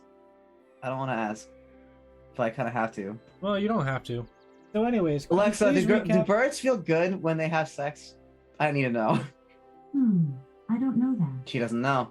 Cool. That's interesting. Could you please recap episode 1 of Critical Role? I was following your live tweeting, but just couldn't commit for 4 hours. So here's the thing, Boosh. Sorry, something went wrong. I didn't watch the whole thing. I watched about, not even half of it. I was trying to keep up with it, but Eddie and I were in the middle of world building, and then we ended up cutting it, not world building, city building, and we ended up cutting it short because I wanted to watch the beginning of Critical Role. I wanted to see how the characters went. Which, P.S., very glad I tuned in when I did. Sam Riegel is a brilliant human being. I could never sit down and actually watch Critical Role. I really can't. I tried. I physically can't, which is really ironic considering. Well, I mean, a good thing to do, and what I might actually try to do, well, because this current season that they're doing, I think is going to be bi-weekly. It's the first time they're ever doing that. They're not doing weekly episodes. So I might try to break it up in like 2-hour increments, like wherever the break is, and watch it up until the break, and then whatever. So that makes it a little more digestible and watch 2 hours a week. Have you watched the other Critical Role stuff, Ryan? No, I listened to the first campaign when they were released on the podcast app. I listened to probably about 15 episodes, anywhere between like 15 and 20, and it was really sick. It was really, really cool. It was Matt Mercer has talked about this a few times, but there was one story arc where he was building a beholder as one of the mini villains, and it was living in this huge spire tower, and the characters went in and killed it in, I think, one round of combat, like 1 or 2 rounds of combat. And it was supposed to be like this huge, like he was building this thing up to bigger and bigger, and then in that moment realized how powerful and how smart his players were when they killed this thing, and then made it come back to life as a beholder zombie just so he could keep the boss battle going. Nice. That's how it be sometimes, you know? I wasn't able to get into Critical Role, but was able to get into Dimension 20, so if you wanted D&D content at Thatcher Plus, that's Mark. I definitely agree. Yeah, I've seen a bunch of the clips. That's some good shit. Dude, it's super funny. I wish I could watch it. I wish it wasn't behind a paywall. That's true. It is behind a paywall. Which said, I thought they said it's weekly, but up until 2022 or during 22, they're taking every. Oh, that's right. You're right. They're taking the 4th week. That's what it was. You're right. So kind of, sort of, weekly, but not quite. They're just taking like one night off a month. First seasons are on YouTube. The more recent ones have been the ones I've really cared to watch, like the one that they just did with it's like the all girl cast, the 7 or whatever. I keep getting clips of those on Instagram, and every single one of them is funnier than the last. Oh, Dimension 20? Yeah. I started watching the Tiny Heist one. I think that was 4 episodes, but I only watched the first episode of that because paywall. But that's the one that has the McElroys. They're all in it, all 4 of them. Is that the one with the adult toys? Yeah. Yeah, I saw clips of that one. Yeah, I sent you a couple clips. Yeah. Really funny. Well, that one, Booch, that was Tiny Heist. It was very, very good, very funny. Never mind, I don't want to say about it, but I am a big proponent that Griffin McElroy is a very appreciated dungeon master. God, why is my nose suddenly so runny and sniffly? Maybe you have COVID. Doubt it. What are you painting now? The eyes. I just need to see all the eyes. There they are, all yellow. Yellow? Are you sick? You have jaundice? Yeah. Where's she? Are they? Yeah. It's an it. Sure. Wait, no, that's not, fuck. You know what I mean? It's a creature that, but you know, I'm just gonna shut up. That's not, god damn it. This is Vanguard Eddie coming out. No. It's not like that. That's not what I meant. Because it's like not human thing. Fuck. It goes beyond all gender. Got it. I'm a fucking genius. Go ahead, save it. Beholders are so sick. P.S. For anyone that doesn't know, they don't reproduce. I was saying, wait, do beholders have gender? I don't think so. But they don't reproduce. Really? I mean, oh yeah, they clone themselves essentially. They basically when they sleep, they warp reality around them, and in the warping, sometimes they'll dream of themselves because they're so self-centered that they will create another beholder out of nothing within a mile radius. And Beholders are sometimes, aberrations. sometimes they look different. Yeah, they're from like the far realm. Yeah, that's where I was going with. I wasn't being an ass. let's just put that out there. That's not. But yeah, Fuck. it's this particular thing.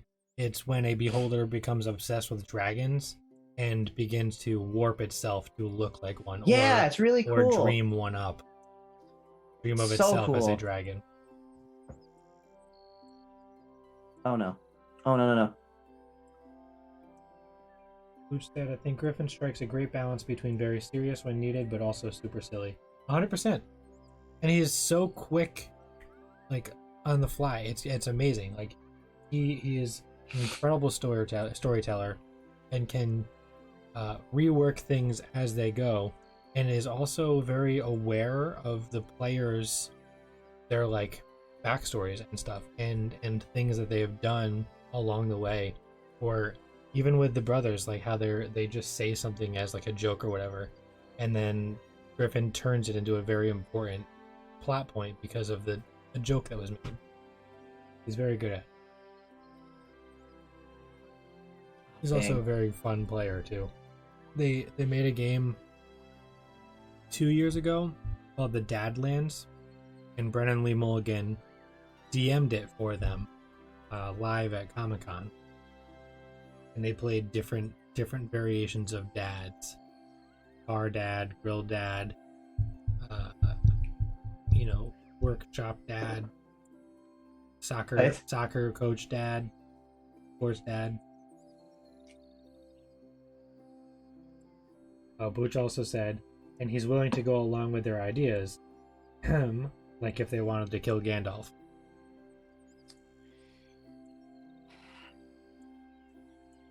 That's really good for him.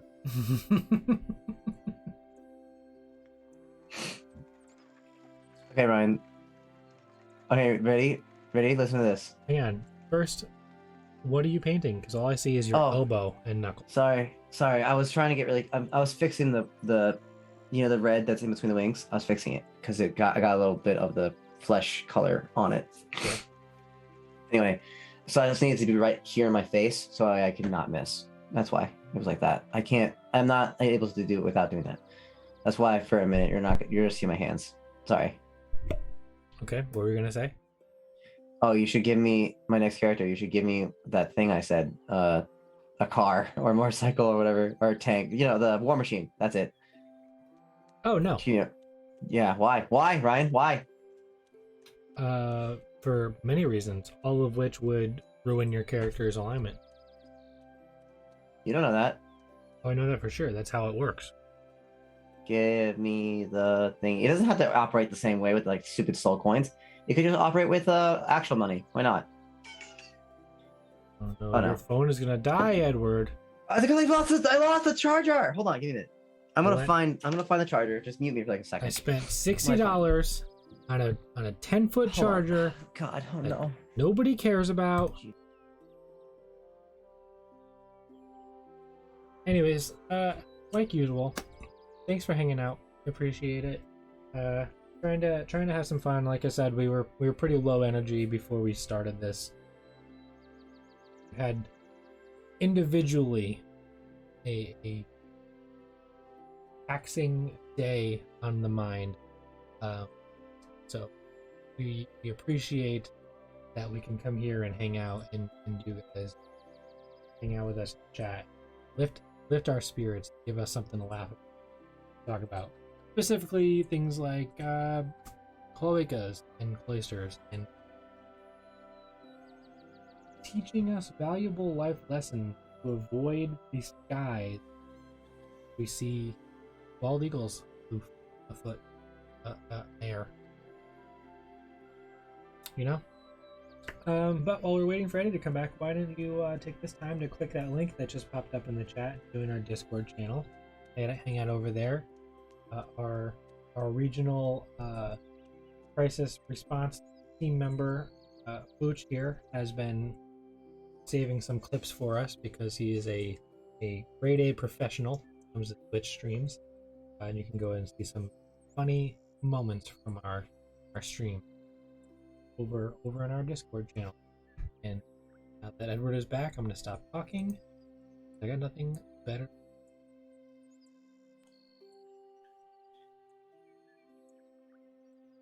Got it.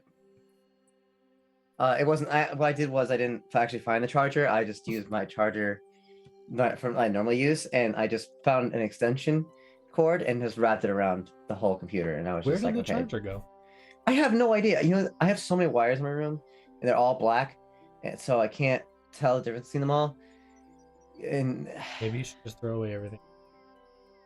maybe that might solve the problem, or just buy another charger. Actually, you know who probably would know? My mom. She's the one that probably like she always like is so good at finding stuff for me every single time. Because she's the one hiding it. Yeah, that is actually the reason. Imagine if she was hiding it just so that you could go and be like, Mom, do you know where this thing is? And then she could spend 30 minutes just hanging out with you and talking to you and seeing how your day was going, just to be like, oh, it's right here. Been under your nose the whole time. She can just do that normally. So she has no problem like hanging out with me. Zero. What is this creature's name? This thing? Yep. I don't know. I think it's called the Overseer. The Overseer? This miniature's name is the Overseer. The creature in D&D is not that name. Well, let's name him. Let's name them. Let's name it. This aberration. Let's name this aberration. Like give it an actual proper name, or like Yeah, the name of this creature type. Yeah. Got eyes. Got nine eyes. Tails roll core. So What? Kyle went real D&D with it. Said Bezrel core. I was gonna say like Ian. You know, like Ian but with eyes. What about Snuggles? Alright. Knuckles it is, I guess.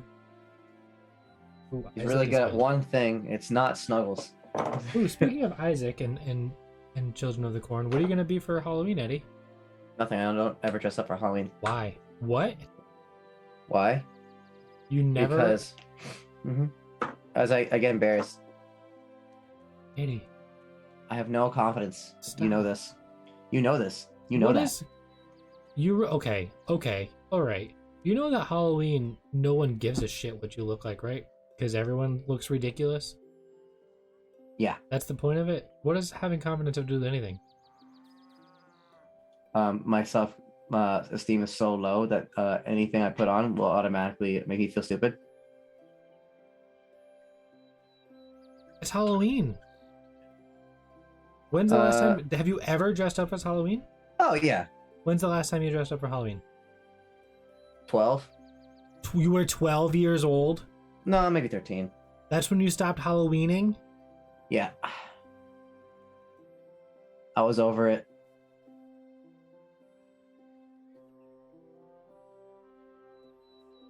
What? I don't know what to say. What about Anthony? Does he dress up? Yep. Still?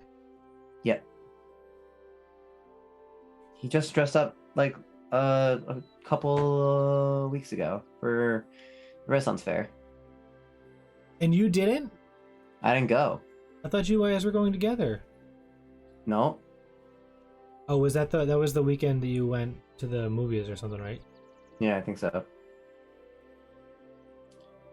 Who They said I he's can't. with Eddie on this. What the hell? Ooge, when's the last time you dressed up for Halloween?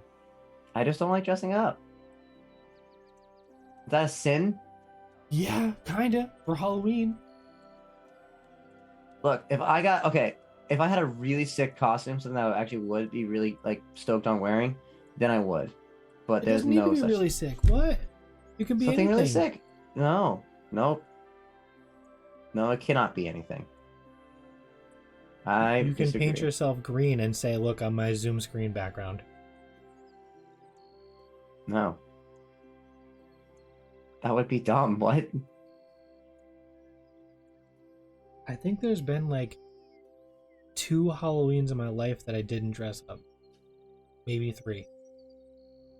What are you coming at? Okay, what do you go to be at Halloween? I have no Ryan? ideas yet because I was hoping and planning on doing a stream with my friend. Dress up as Salazar. That could. Butch says, all right, hang on. Butch is he's telling us a story in the chat. I'll read as we go. I don't remember an age, but I was never really into it. No, I literally remember the exact moment I was over. Like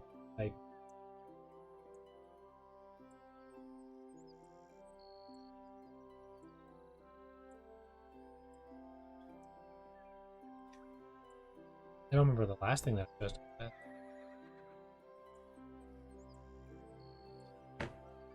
I don't know.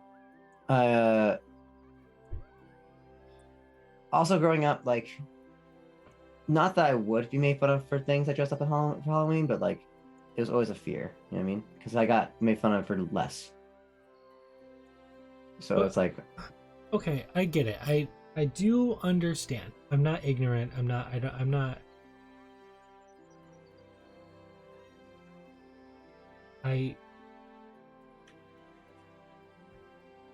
also candy's bad for your health, Ryan. We went trick or treating once, and we went to there's like a development over by Hudson Valley, and it's like a not even a development. It's like a bunch of apartment buildings, and one of the people in there was older, and gave us fruit. Really? Yeah, I'm pretty sure I was like maybe 19 years old. You're trick or And I treating at don't think 19 I'm years gonna old? forget that. Yeah, dude. Trick or treating rules. Are you kidding me? Halloween's so sick. Halloween's the best shit ever. But aren't you afraid that like you go trick or treat and then someone shoots you dead?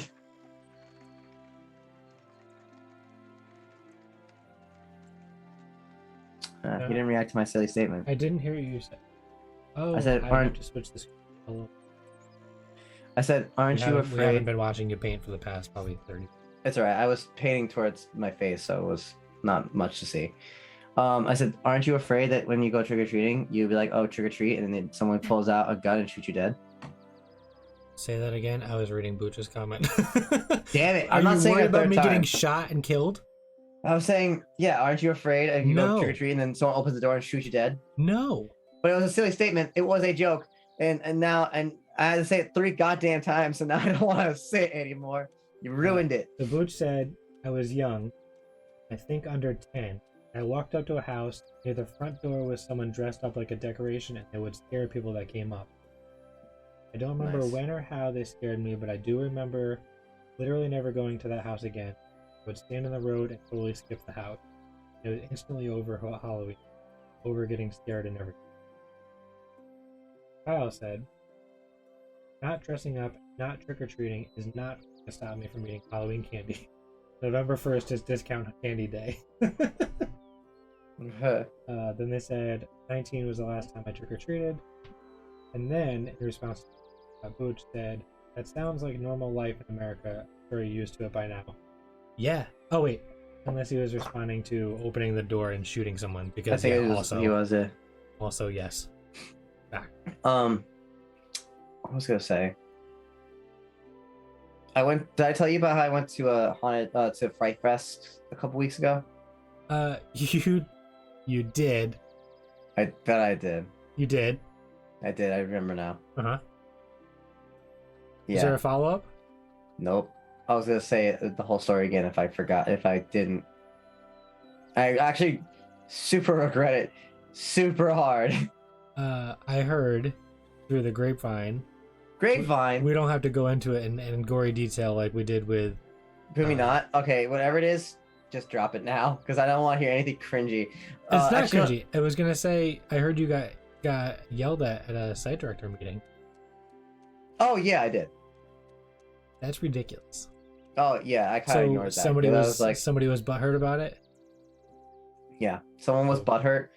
And then It was like the same shit with kickball a few summers ago. Yeah, and I got yelled at because I didn't know, because Pam was saying like she was saying what the person was complaining about and stuff, but I didn't understand what she was saying. She worded it weird, or I just wasn't paying enough attention, and I was like looking at her kind of weird. I was like, what? Like, I don't understand what you're saying at all.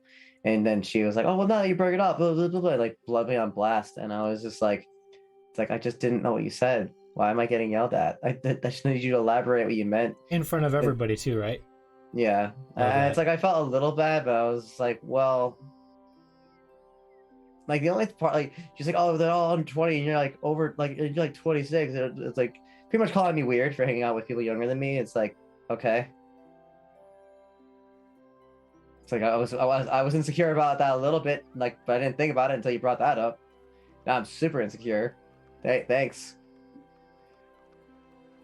Anyway, like I said, we don't have to go into it in gory detail.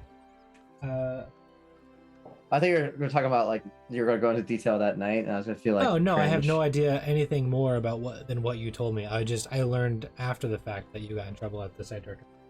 Gotcha. Who Who could have told you that? favorite candy? Go.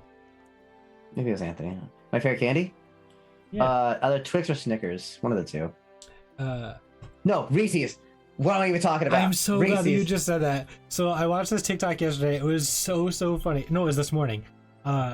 It's not pronounced Reese's. You freaking nitwit.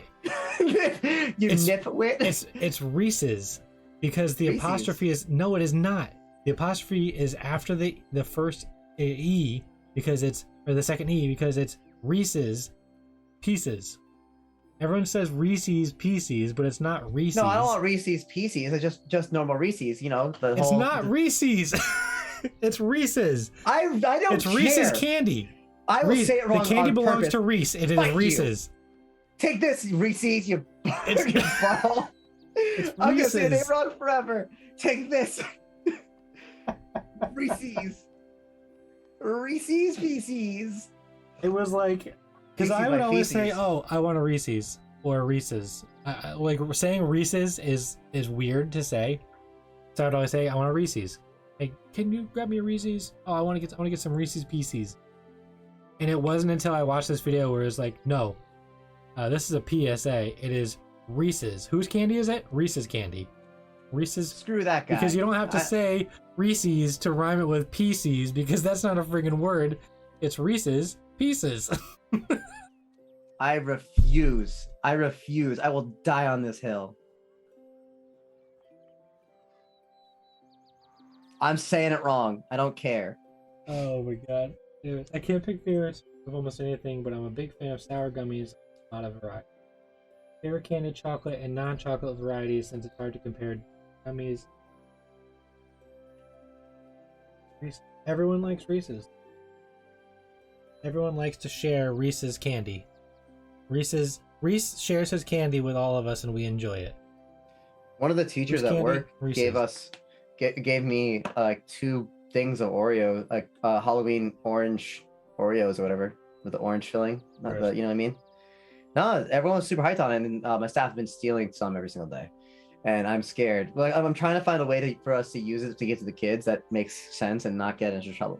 I mean, I don't think it would get in trouble per se, but it's just like I wouldn't want to be, you know, I would want to make it like have a point and make it so like kids can actually like all have some. Real quick, because I'm out of the loop with tiers here. Booch has said Reese's are, I lost it actually. Why did you say tiers? I'm so confused. Second tier. Reese's are second tier. Kyle said no. tiers. Kyle said Reese's are second tier, and then Booch said Take 5 is S tier. S tier is the best, right? Yes, S tier's the best. Why? Why What is does it the S S? stand for? Super. Okay, but the A could stand for amazing. Yeah, but super is better than amazing. B could stand for best. No, better. B is better than average. Well, C is common. D is dunce. And then F is failure. I don't actually know. I have no clue. Superman is greater than Amazing Man. I feel like that's a thing that you were told in school. No, screw Superman. Yeah, I said it. I don't like DC at all, so I screw all of them, especially Batman. Especially P.S. I wanted to say this. Batman though. I wanted to say this 2 hours ago when you were talking about Batman. Not a fan of that trailer, by the way. You heathen? It looked good, but it looked almost like Edward Cullen there, everyone's boy. Can't even think what his real name is. Robert Pattinson. Yeah, he went and he was like, "Oh, I'm gonna go do some research material on how to act like Batman," and just watched the friggin' Christopher Nolan movies and was like, "So I just gotta talk like this," because there's that one scene where he literally yells something at the mirror, and I have no idea what he says. He says, "What have you done? What have you done? I'm Batman." Like, I'm so over it. Why can't he just sound like a normal person? He does for the most part. It's that one scene is so weird. I really hope that's the. It was as soon as that scene happened, that's an I was outlier. like, "This is dumb. I'm not stoked on this anymore. If this is gonna be like, I'm vengeance. That's awesome. I'm Batman, and I am vengeance, and I have to talk like this." Well, unbelievable. Okay. Not a cool thing. Whatever. You can hype on. Where are the kids? You can hype on Marvel's wiener all you want. Well, yeah. Everyone in the chat seems to agree with me. Not my problem. Him doing that voice made me lose it. Yeah, dude. Not necessary. Yeah, that one scene is. He not literally good. could just be talking like a normal person, and I would have been like, "Hell yeah!" No, I'm pretty sure it is gonna be like he's talking like a normal person, and it's just that one scene. I don't know. Maybe I'm wrong. I haven't watched it, or not watched. I'm not. No one's watched it. We don't know, but we'll see. Hopefully, that's an outlier, not the normal, because that would suck. Kyle says Marvel is definitely better than DC, especially in the movie department. DC has had some hella good cartoons. Yeah, DC's animated stuff is better. Booch says Feige is my daddy. Who? Sometimes I feel like these people here just say things in the chat just to get me to say them out loud. Feige is my daddy. Who's Feige? Feige? Who? Who? Kevin Feige. Who's Kevin Feige? He's the brilliant mastermind behind all these Marvel movies that are coming out. Feige is Daredevil's best friend and also lawyer partner. Feige Nelson. What? Is this a real person? Yeah, Nelson and Murdoch. Then what? You're saying he's best friends with Daredevil? What are you talking about? No, he's not a real person. Kevin Feige is a real person. Feige is not. What? Oh. Feige. Feige. Well, yourself. No, but anyway, I'm not a big DC fan. I mean, I was like a group on DC for the most part, but I'm not. I do not think DC is superior to Marvel. That is not a fact at all. However, for me, in my personal taste, here is how it is for me. Batman, just in the goddamn stratosphere, and here's everyone else, and here's Marvel, and then here's DC all the way in the bottom, and whatever. I'm confused though. Why do you have Batman above all else? I'm very curious.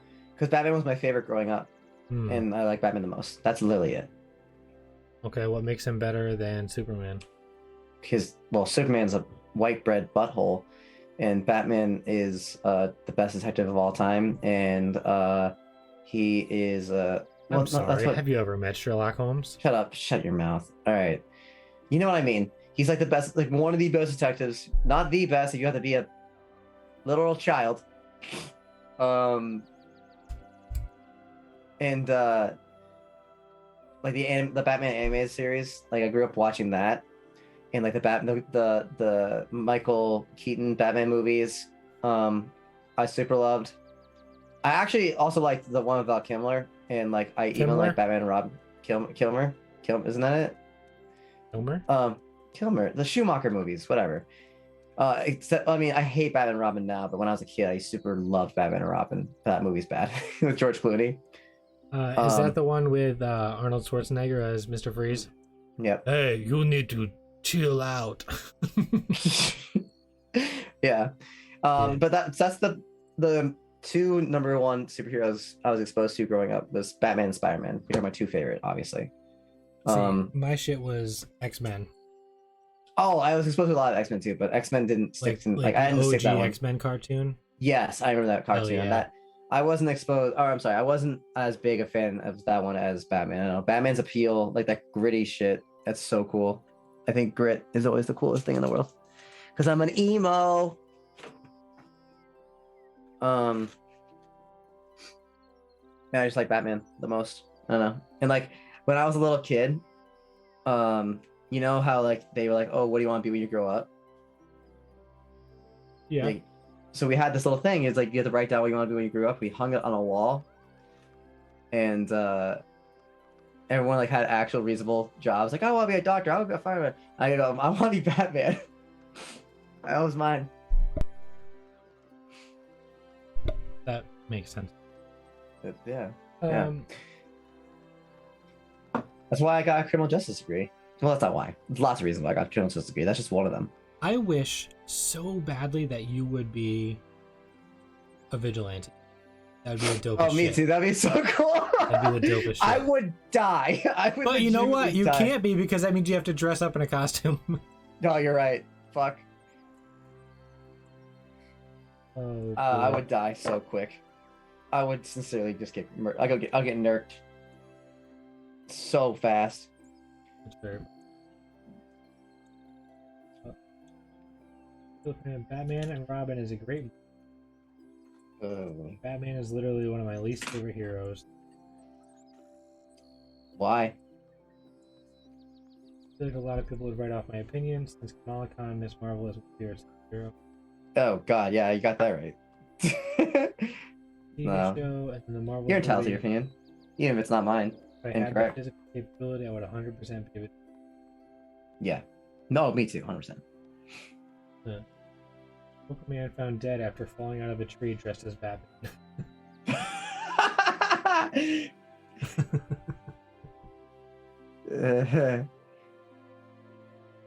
I wanted to be Batman when I grew up. Is someone say that in the chat, or That or was are you just just making fun? Are you No, doing the dude, nun oil? Yep, doing the normal oil, you know it. But yeah, all the parents thought I was cute. And I wanted to be Batman. I had no prospects in my life. And I was a kid. I was asked, what do you want to be when you grow up? I said, I don't want to grow up. Did you actually say that? No, probably not. I probably said something stupid like a veterinarian or something. But why rush to grow up and then like have to deal with mortgage and taxes and Because then you get to be insurance Batman. and credit cards and rent and also losing all your friends. Way to make it depressing, Ryan. Yeah, I'm having an existential crisis.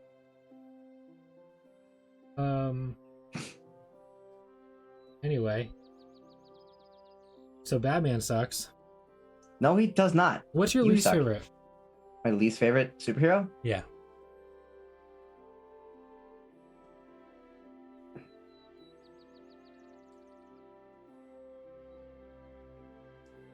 Man, a million jokes just went through my skull.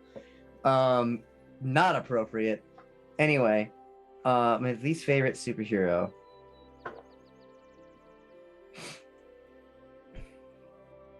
There's so many. There's so many. I'm trying to think of who's like a tool. Like legitimately is a tool. And my brain went to DC quicker than it went to Marvel, but because Marvel's is better than DC. I hate the names of every DC character. There's like a small handful of ones that have cool names. Like what? Like which one's a cool name?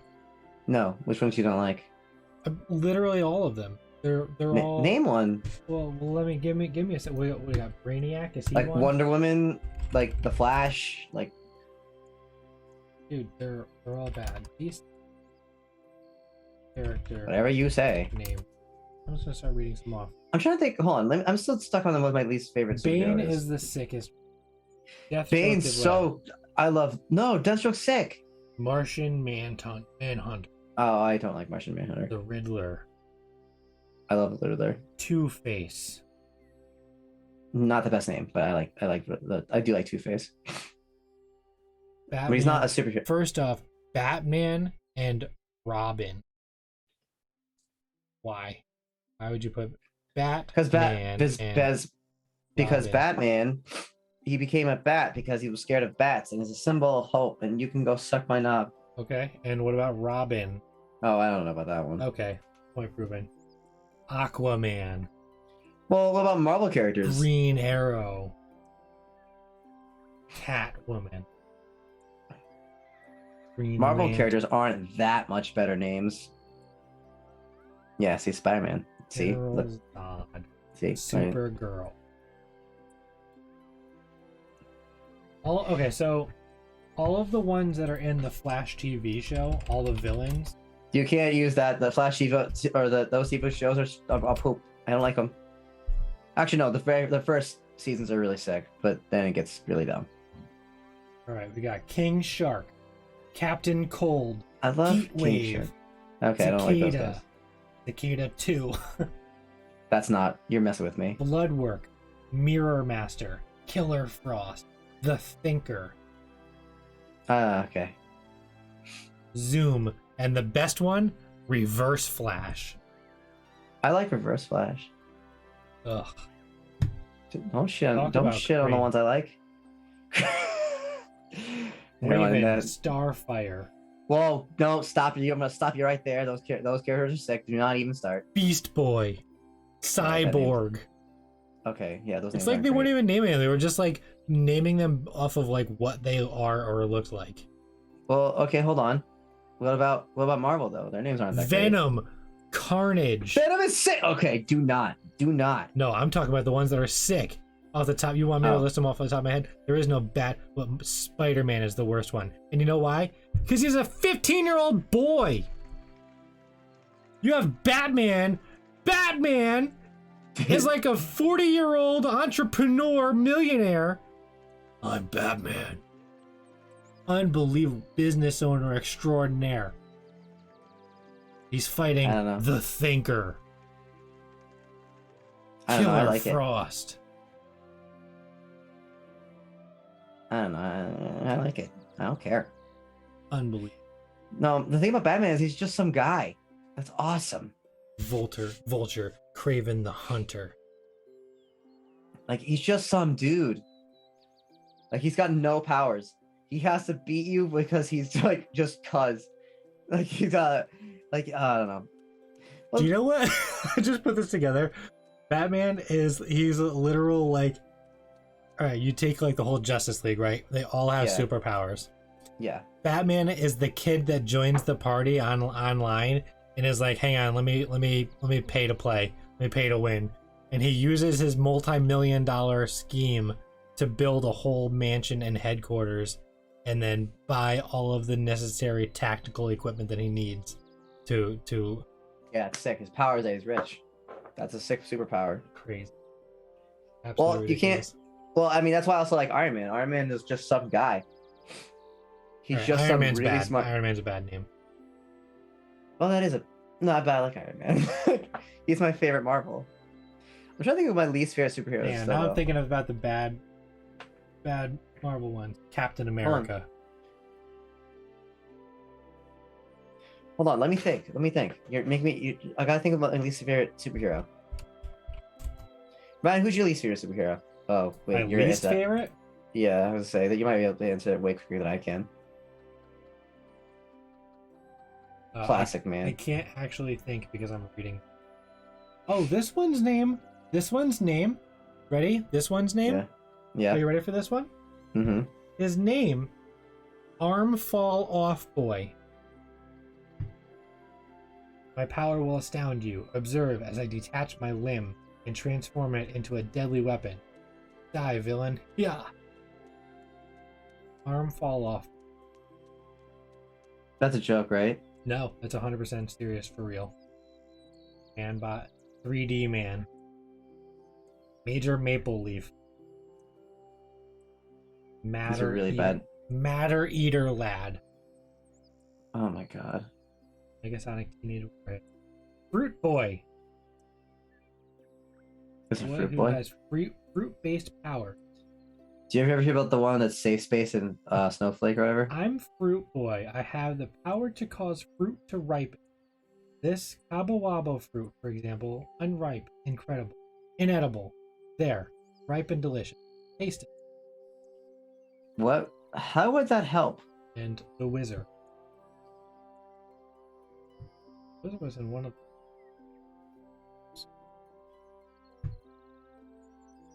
Sincerely, how would the ability to like unmash that man's potatoes, like how is that gonna help in anyone in any Unmatched that area? man's potatoes.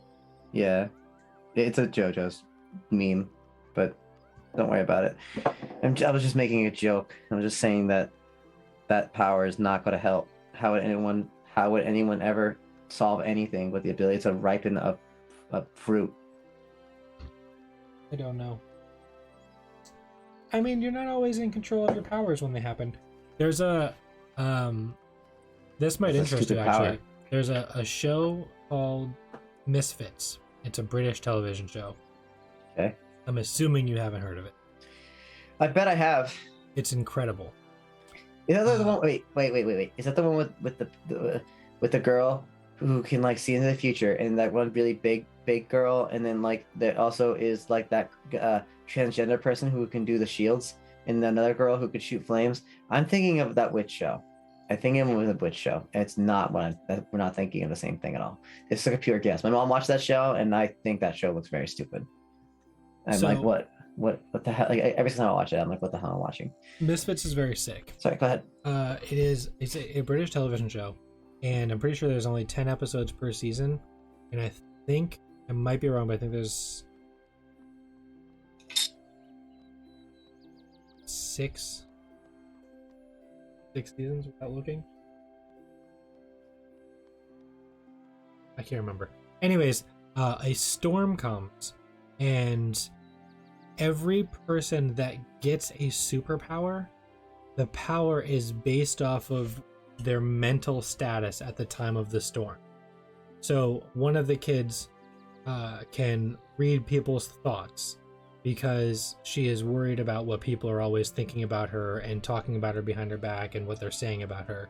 So Got it. So that's my power. Got it. So when the storm comes, she's able to actually read their thoughts and hear them speaking in their minds. Another one of the kids, everyone thinks he's a freak. They ignore him. He's invisible to the world, so his power is turning invisible because he's just basically non-existent to everyone around, so he can make himself invisible. It's very sick. Everything, like, it's also extremely well done and at such a point where like all of the characters have like this great amount of depth to them because of their powers. So I would definitely recommend watching. Very cool. Very cool. I think I'm gonna keep the rock that I'm painting white. That way I don't have to go and paint the whole thing at once. And that way I can make out the legs. You're gonna make out with the legs? Make out the legs, yeah, that's fine. Make out the legs as in terms of Jeremy just said, unpopular opinion, I did not like WandaVision. Why? Really? I love WandaVision. That was incredible. Yeah, it's really good. I didn't like Loki for like the first 4 episodes. I didn't watch Loki because I'm not that big of a Marvel fan. Like I'll watch some of the stuff and be like, oh, this is fun, this is good, but I'm like, I haven't watched like Captain America. I haven't watched any of it. Like any of the Captain America movies. Zero. I just know what happens. And I'm satisfied with that. You should definitely watch the Captain America movies.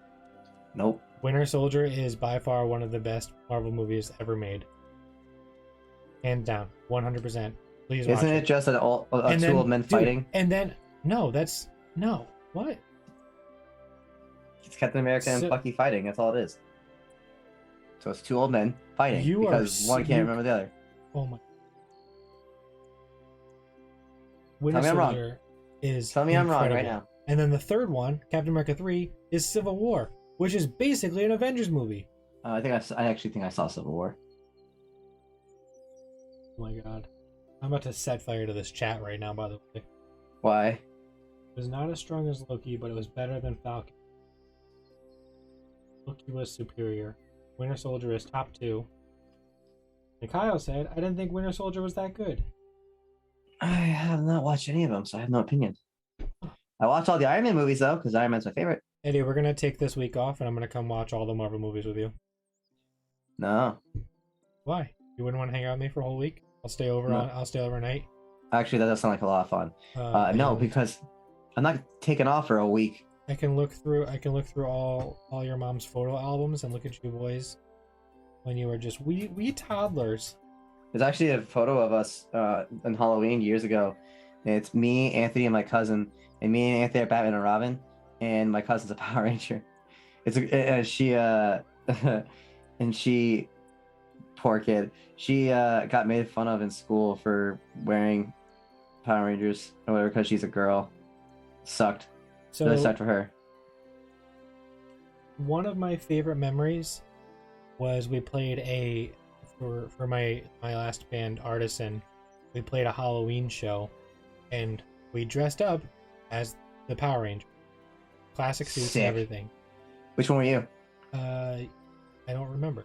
Yellow? I think it was Yellow Ranger. No, I wasn't. Was I? I think I was yellow. Jesse was pink. Zach was the Black Ranger. Jackson was the Red Ranger, and Rosen was blue. There was no green No. or pink. No, there was pink. Jesse was pink. I didn't hear. I was yellow. But we went there. We dressed up in suits. We all wore suits, and we had the outfit, the Halloween costume underneath the suit. So all you could see of it was like the gloves, because it was a big onesie. It was like a morph suit, a Power Rangers morph suit. Sure. So we got up on stage. I used to love Power Rangers, by the way. Just throwing it out there. Sorry. We got our set, our equipment all set up. We sound checked and everything, and then just before we started playing, we're like, all right, we're ready to rock and roll. And then Jackson hit play on his iPod, and we started to play the Power Rangers theme song, and we took off our suits, and we were all wearing the Power Ranger suits, and it was the best thing ever. We played the whole set in these suits. It was amazing. One of the most fun things ever. That is really sick. I wish I saw that. Oh well. But anyways, Loki was a good show. I just didn't know what the hell was going on for the first 4 episodes, and then I finally realized it, and then for 5 and 6 I was like sold on it. I was very, very into it. I thought WandaVision was tight as hell from start to finish. I also like WandaVision. Mainly because I knew the story that they were trying to tell right off the bat, so I was like able to follow along and join them on the traveling through different eras. My favorite one, 100%, was the Malcolm in Middle one. That was so cool. It was very good. And then Falcon and Winter Soldier was perfect. It was perfect in every way. But the problem was, every single person online and on Reddit was like, oh, this was filmed just before the pandemic or during the pandemic, and they had to change the whole plot line, and everything was going to be about a virus that they're releasing, blah, blah, blah, blah, blah. That's really funny. I wish that's true. I don't care if it was true or not, but like reading things like that kind of ruined it for me, because I liked the story that they were telling. I didn't care what it had to do with. But then when they were like, oh yeah, all the super soldier serums. Like, alright, well, I'm into that. But wait, the serum was supposed to be a virus? So then you're telling me that they rewrote the entire show to change it to the serum? No, that doesn't make sense, right? I liked it a lot. I was super into it. I've only watched, I think, 2 or 3 episodes of the cartoon that I can't remember. What If? I heard that one. I think I've only watched 2 episodes of it. I've heard so far that it's supposed to be canon. based off of what happens at the end of Loki. Okay. Oh, so there was 2 storylines. Okay. Yes, that makes sense.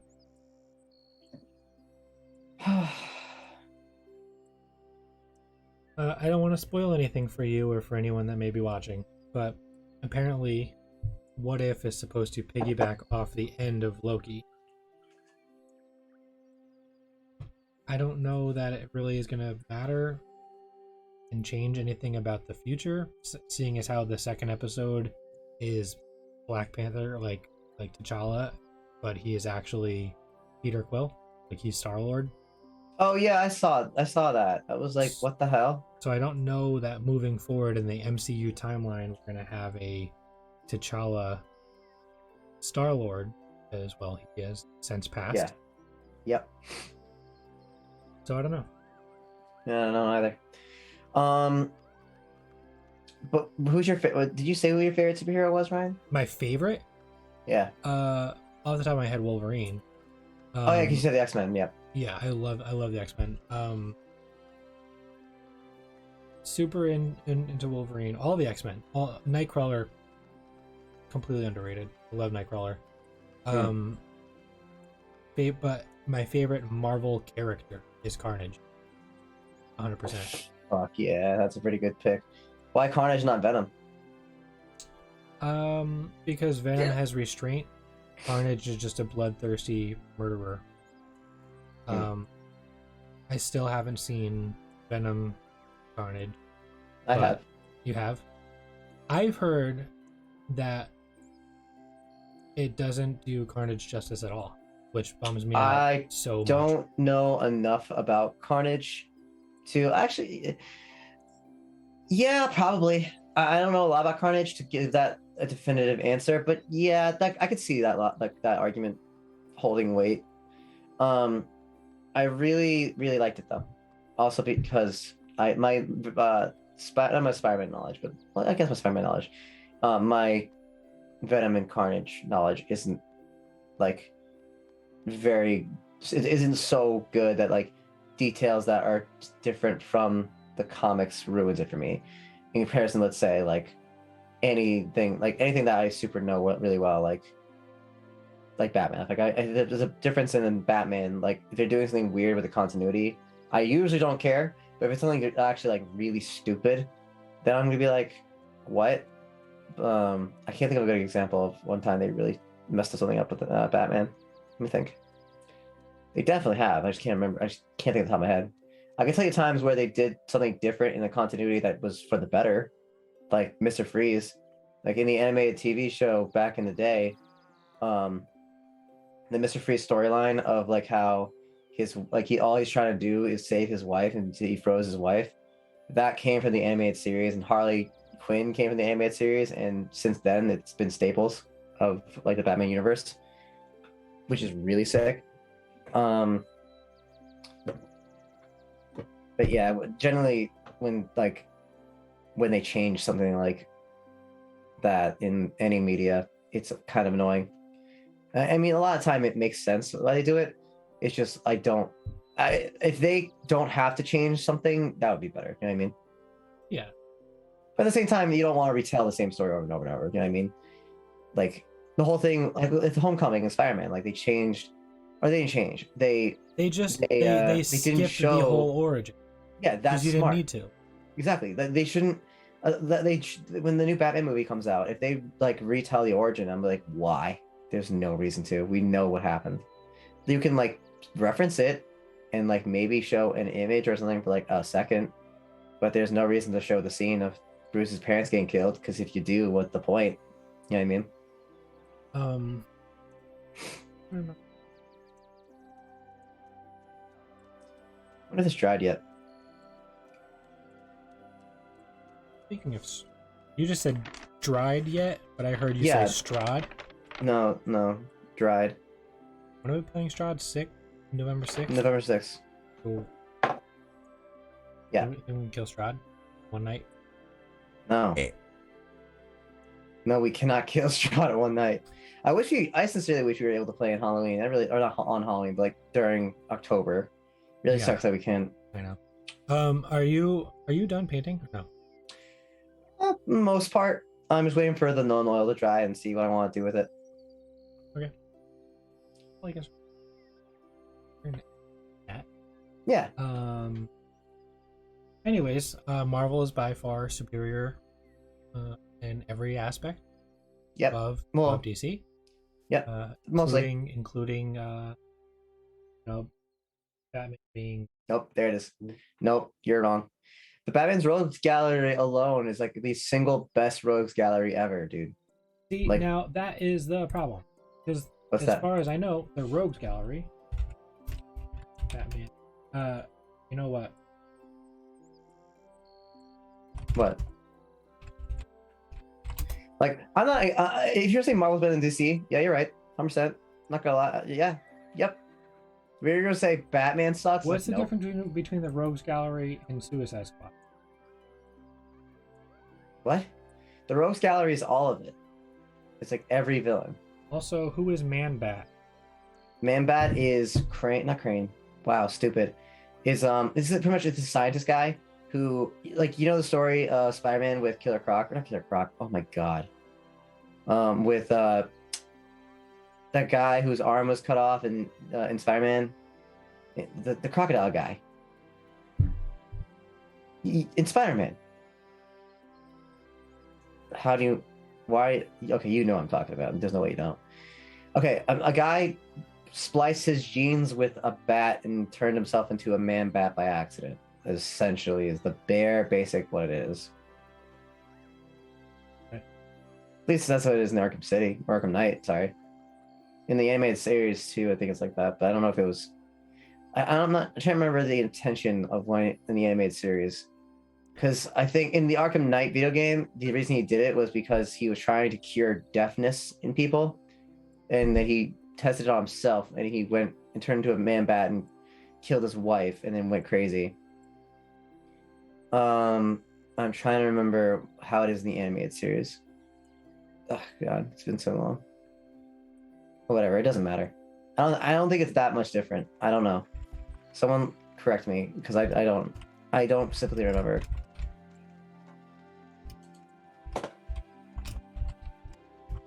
It's the lizard? Okay.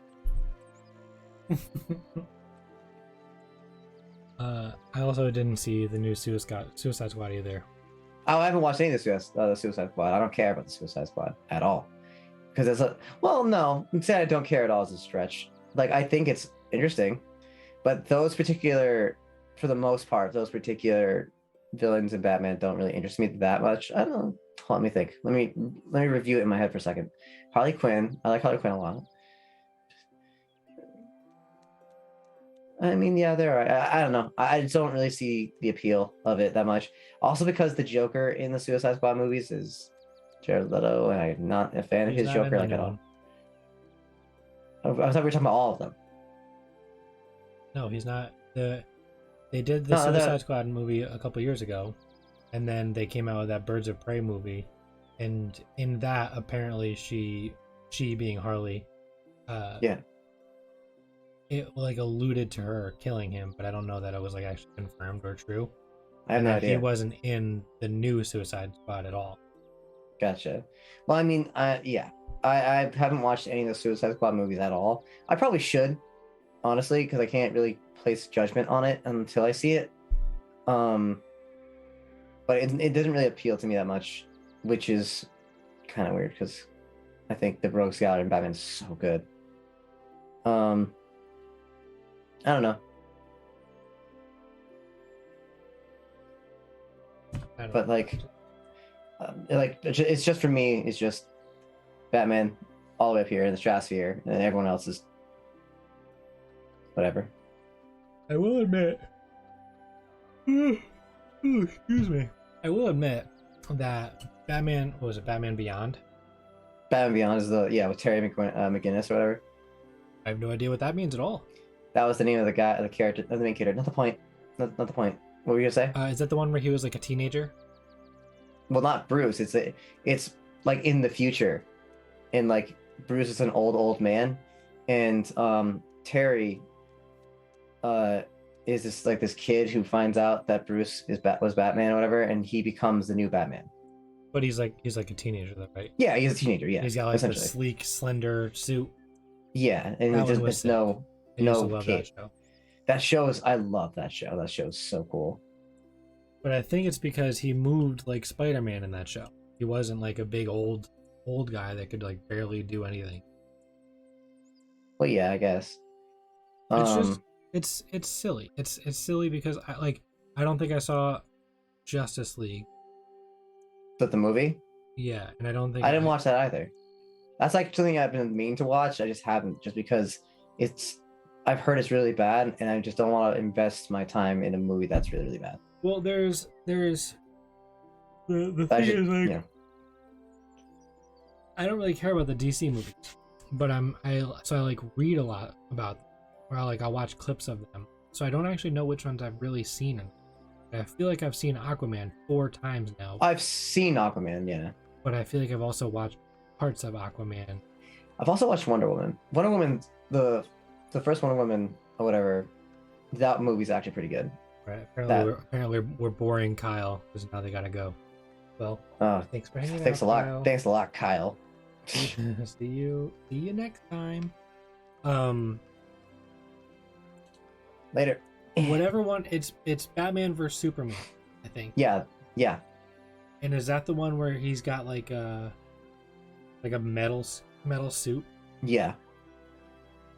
What is he gonna do with that? It's Superman. He's just gonna walk hard and punch a lot. Well, I'm in the comic, The Dark Knight Return. No, is it called Dark Knight Returns? I think it's called that. Hold on, give me a second. It's funny. I've been arguing Batman versus Superman like stuff for years with my friend. With the Dark Knight Returns. In the Batman, it's that suit. I think is based off the Dark Knight Returns. In that one, Bruce Wayne's an old man, not quite as old as he is in Batman Beyond, but like he's an old man, and him and Superman fight, and he wears that armor and he uses kryptonite too and beats Superman. Also, I think because Superman wasn't going as hardest, because like I think there's like a whole point in the comic. That comic's so good. I think there's like a point in the comic where it's like Superman will like play by the rules, but Batman kind of, like, he doesn't, and that's why he wins. But and I was arguing with my friends for a long time, like if Batman versus Superman like legitimately would happen. And if the problem with that argument is the same argument about Batman versus Goku that I have, at least personally. Because like, have you ever heard of Death Battle? Excuse you. Thank you. Excuse me. Have you heard of Death Battle, Ryan? No. Okay, well, Death Battle is this YouTube series where they pit like a bunch of characters against each other, and in that they said Superman Like always Celebrity beats. Deathmatch. Sure. I don't know what that is, but like Superman versus fought Goku twice, and every single time they pretty much said Superman always beats Goku, and that's like this huge debate. And it's just like, okay, well, you can't say that, because the reason why, I mean, you can kind of, and what I was gonna say is the same thing with Batman versus Superman. Is Superman and Batman both have so many writers that how strong they are change between each version. So for this, like in my personal opinion, yeah, Superman beats some versions of Goku, but a lot of Goku, because Goku in Dragon Ball is written by one guy for the most part, except for GT, that's different. But like, Goku can beat a lot of the versions of Superman, but there are versions of Superman he can't beat, like, at all. There's no way. And same thing in Batman and Superman versus Superman. Batman can beat some versions of Superman, and because the writers want him to win. And then the same thing with Superman. Like, there was a comic, I don't remember which one it was, but like there's a Superman comic where Superman just like rushes Batman down and wins. Actually, no, Batman also beats Superman in Hush, I think, because he's like threatening Lois Lane's life or whatever in a bluff or something like that, and that snaps Superman out of it. So he doesn't beat him, I guess. I'm trying to remember that. That doesn't count. But like, pretty much my point is, you can't make that argument of like who would win in a fight realistically, because there's a lot of what ifs, and the writers just let the person win. So it's not very fair. Ryan, I can't hear you. My bad. Is this a show that you it's on YouTube? Is it Yeah. one that you have like watched a lot of? I've watched a fair amount, yeah. Do you find it entertaining? It can be, yeah. Do you find like the core values of their hits to be exciting? I would say that the matchups they have are interesting, and it leads to decent argument or a decent conversation. But a lot of the time, I think they're kind of wrong because they scale things incorrectly, and I don't think it should be taken very seriously. Okay, so I guess it doesn't really matter very much. But Goku, he has a power level over 9,000. Is it ever specifically mentioned what the number is? Power level is a very abstract concept that like really doesn't matter at all. I'm just looking for a number. Like, does he go up to like 9,014? Once they reach to like a certain number, like 100,000 or whatever, it's unreachable. Like they're way past like if you put an actual scale to it, it would be in the billions. Like probably like it would be insane numbers at this point because how much stronger like Goku legitimately gets. So how do I reach out to these people and see what they would say if I were to put Goku against Gandalf?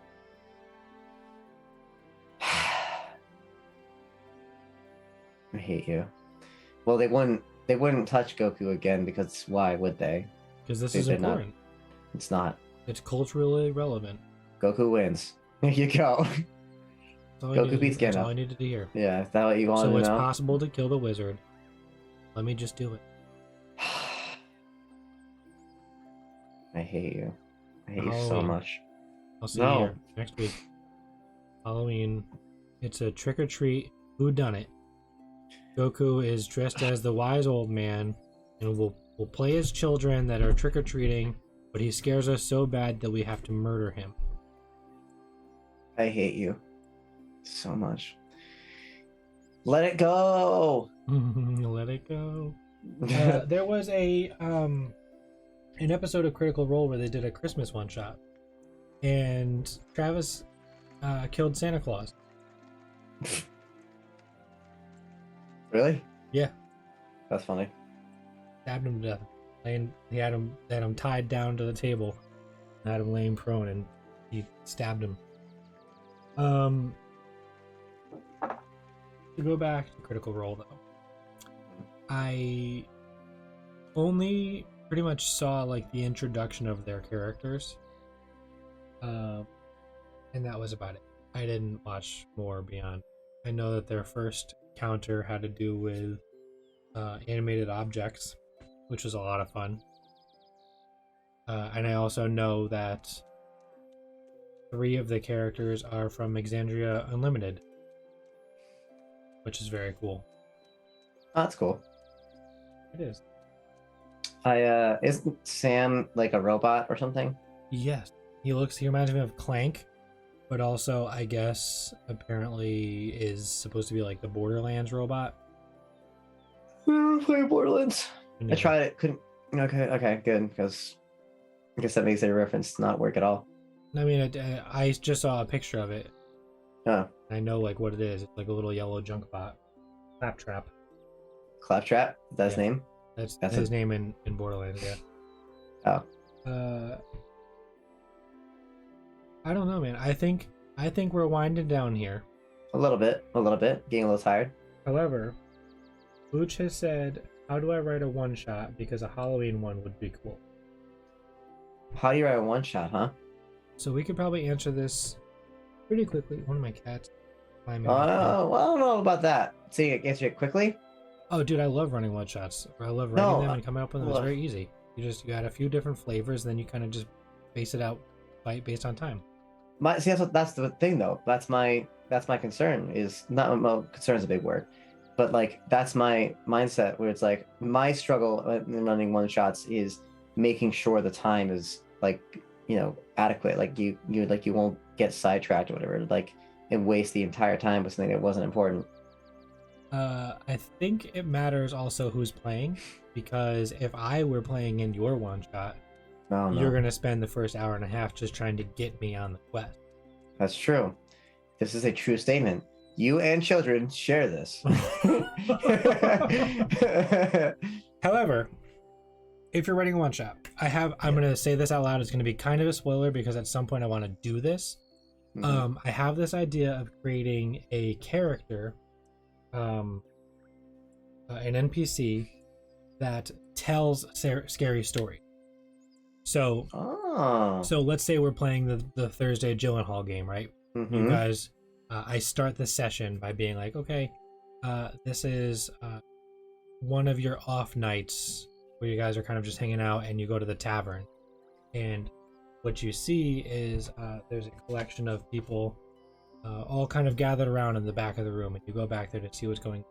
Then a man comes out from behind one of the doors, and he sits down and he says, "Hello, my name is Mr. Aaron Tholomew Novell, but you can all call me Mr. E." And then at that point, I would have 3 different Halloween themed one shots ready to go, and I would allow you, as the players, to pick which story you would like to hear. So the whole one shot is him telling a story to a group of people that are listening, and That's then really you cool. as players would be playing it out in real time. Yeah, that is a cool idea. I like that a lot. I love it, and it's such Yeah. a simple thing where he can exist anywhere, and it can come up at any time. So I can just be like, "Oh, Mr. E is in town."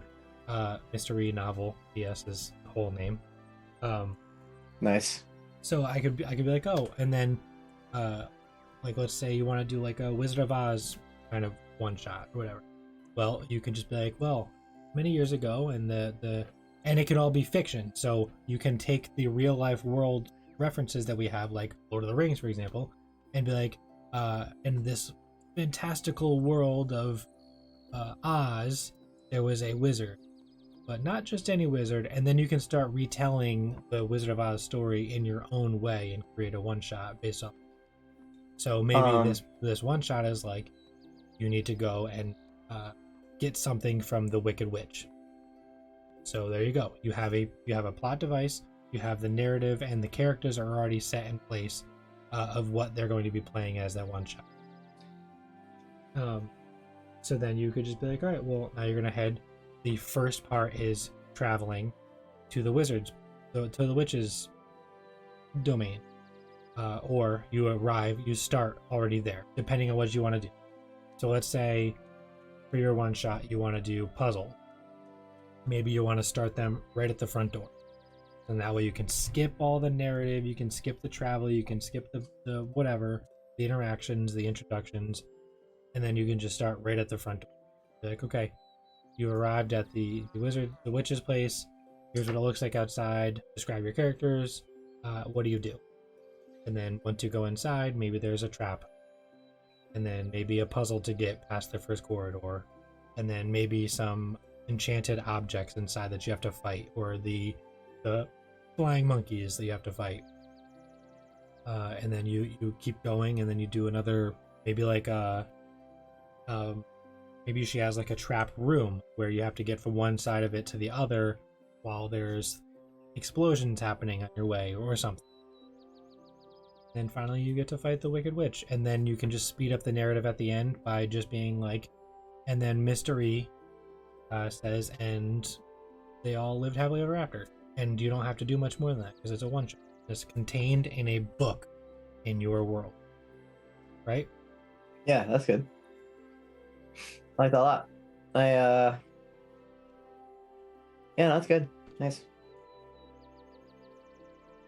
I'm just sort of gonna say I'm getting some details here. Fixed. One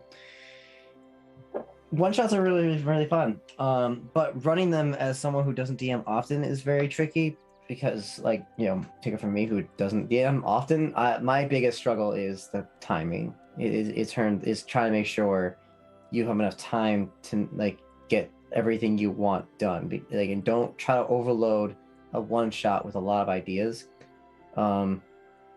because if you do, that will happen. And I've been a victim of that, where it's just like, oh man, like all these sick ideas. Okay, now we're like way later than I want to end it. And also make sure you know the, like when you're running a one shot, know the, let's say you want to do a dungeon crawl, right? And you know at the end there's a boss. Know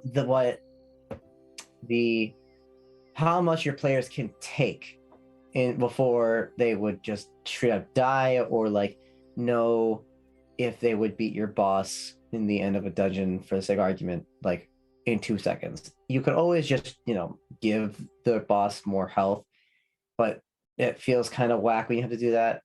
I wouldn't know. I've done that so many times. I always put them like 30 health. I'm like, okay, they're level 3, 30 health. They won't be able to, they'll probably be fine. They go through the whole dungeon. Kills the guy in like 2 seconds. I'm like, did I say 30? I meant to say 100. Yeah, that kind of thing's hard. I completely agree with you. Timing is everything. What you want to try to do, and let's go back to the first one shot that I ran for you, was a dungeon crawl. I had a few different tunnels, and there were several rooms, and each room had its own little contained thing, just to let you sort of explore it and go about it however you want it.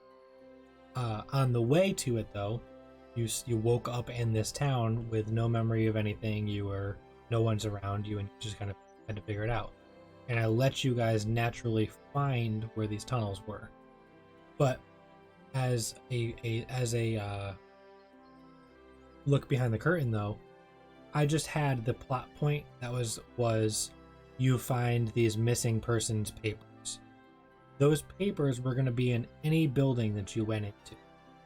It just happened that you guys chose the barrack, the guards outpost, to go and see if anyone was there to figure out what's going on. So in there you found the stack of paper. And then there was also like a magical dagger that led you to like a hidden room, because it was a plot device that led you towards where you needed to go. I don't know anything about it. But come up with a couple puzzle ideas or Google search them. Maybe only like one encounter before, like 2 encounters total for a one shot. One is just like a small set of minions, and then the other is the boss fight. Yeah. And then split it up between a puzzle, some traps that you have to kind of circumvent, or maybe even like a red herring. Like you get puzzles and riddles. I'm sorry, I interrupted you. My bad.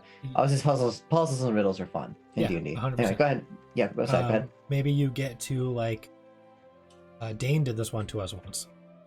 There was a room. It's about 20 feet wide and about 50 feet long, lit up by torches, and it was about 20 feet in.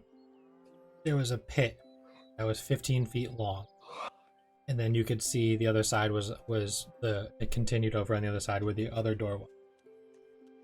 And when you go to walk towards it to look over the edge of the pit, you see that there is it just goes farther than you can see. It's just all pitch black. And I don't remember the actual solution to this, but it was an invisible floor. So we as players sat there for like 30 minutes trying to figure out what we were going to do to get across this pit, when really it was like you could just walk across it up until like the 5 foot of so like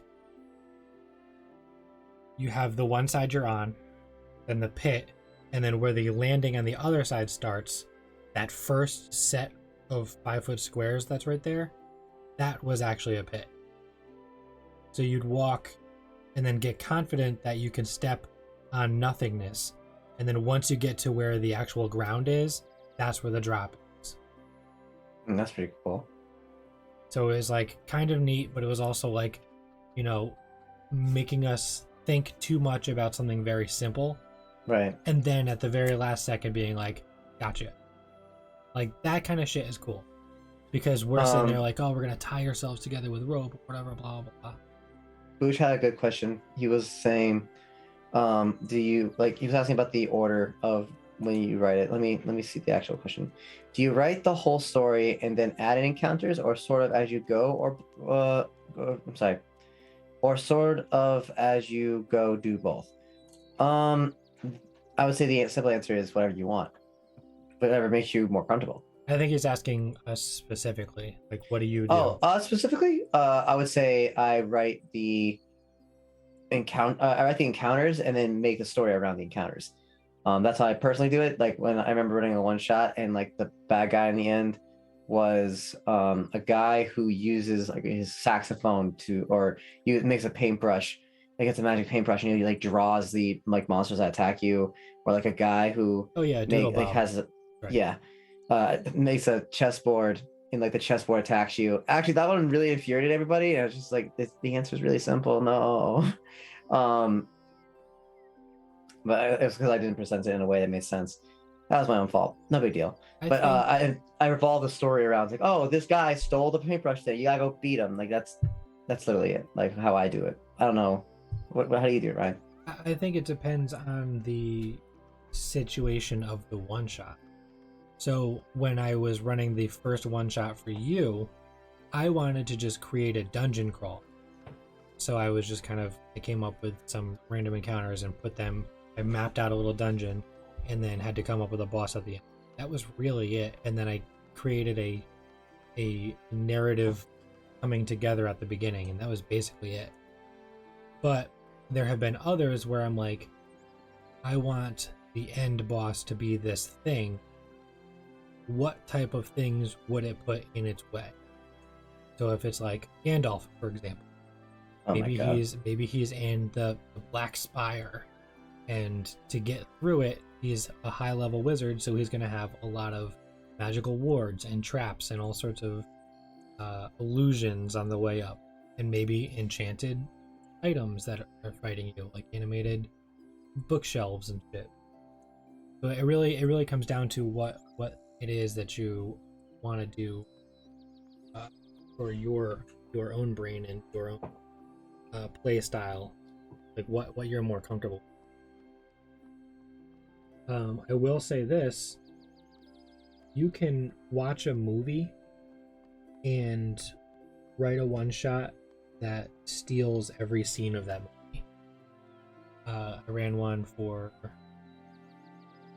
don't remember who I ran it for, but I did the first Harry Potter movie, which I think I've talked about on stream. Yeah, I think you mentioned it a couple times, at least to me. Like, I don't know if it was in stream or not, but you definitely talked to me about that before. Start them right outside of Fluffy's room.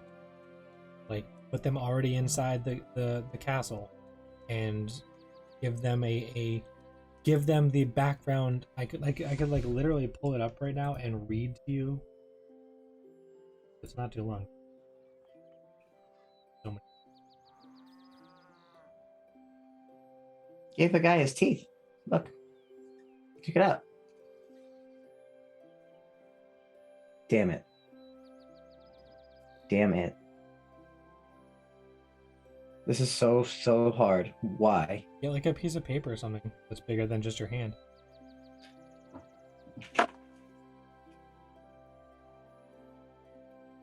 There it goes. Hell yeah. Doesn't that look sick? It does look really cool. I love this thing.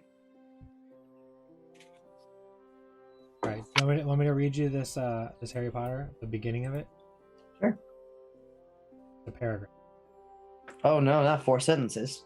Oh no, it's a lot more than 4 sentences. It's a big paragraph. I write big paragraphs. You do write big paragraphs, that's true. So this is the setting up the first Harry Potter movie, but in a Dungeons and Dragons world with a plot and a goal. Go ahead. Oh, nice. You are all part of an elite guard known as the Grand Tempest. When the kingdom needs something done quickly and quietly, they call upon Sir Lockhart. He sends out a handful of his best to take care of it. Queen Artette has sent out the summons and requested the Grand Tempest for a most urgent mission. You all are heading to the mountain village of Van Leon, where rumors have spread about a man named Victor Gorenfeld. It's said that he has come into possession of a very dangerous item, and Van Leon is at risk of being wiped off the map. Today, our heroes find themselves in the deepest chambers of Gorenfeld's castle. Sir Lockhart, captain of the Grand Tempest, has tasked you with infiltrating the keep and retrieving the Heart of the Majesty, a relic of terrifyingly great power that, in the wrong hands, could be used to wipe out entire towns or small cities. Rumor has it that Victor Gorenfeld has acquired this artifact after he traded his only daughter, Natalia, to a noble family from the Far East who has yet to be named. But that doesn't concern you right now. Your job is here, in this castle. You have all managed to carefully maneuver your way deep into the heart of this manor, where you now find yourselves down on the second floor of the descending basement. Here, the air is very cold and damp. It's almost hard to breathe due to how heavy it feels around you. But it's no matter. You've all done this before. In the room behind you lies quite a few paintings and statues that are covered in sheets and dust. Everything looks like it has been untouched for years, except for the footprints you guys have made on the floor leading back towards the door you entered in from the far side of the room. The reason you have all stopped here is because you are currently standing in front of a large wooden door, and behind it you hear a music box playing a beautifully eerie song in this otherwise normally silent basement. So, that is basically setting them up just outside of Fluffy's room, where the music box is keeping him asleep. For a second there, I was so confused. You started off, I was just like, this sounds like nothing like Harry Potter at all. It wasn't supposed to. It was supposed to trick them into thinking like, oh, it's just a one shot.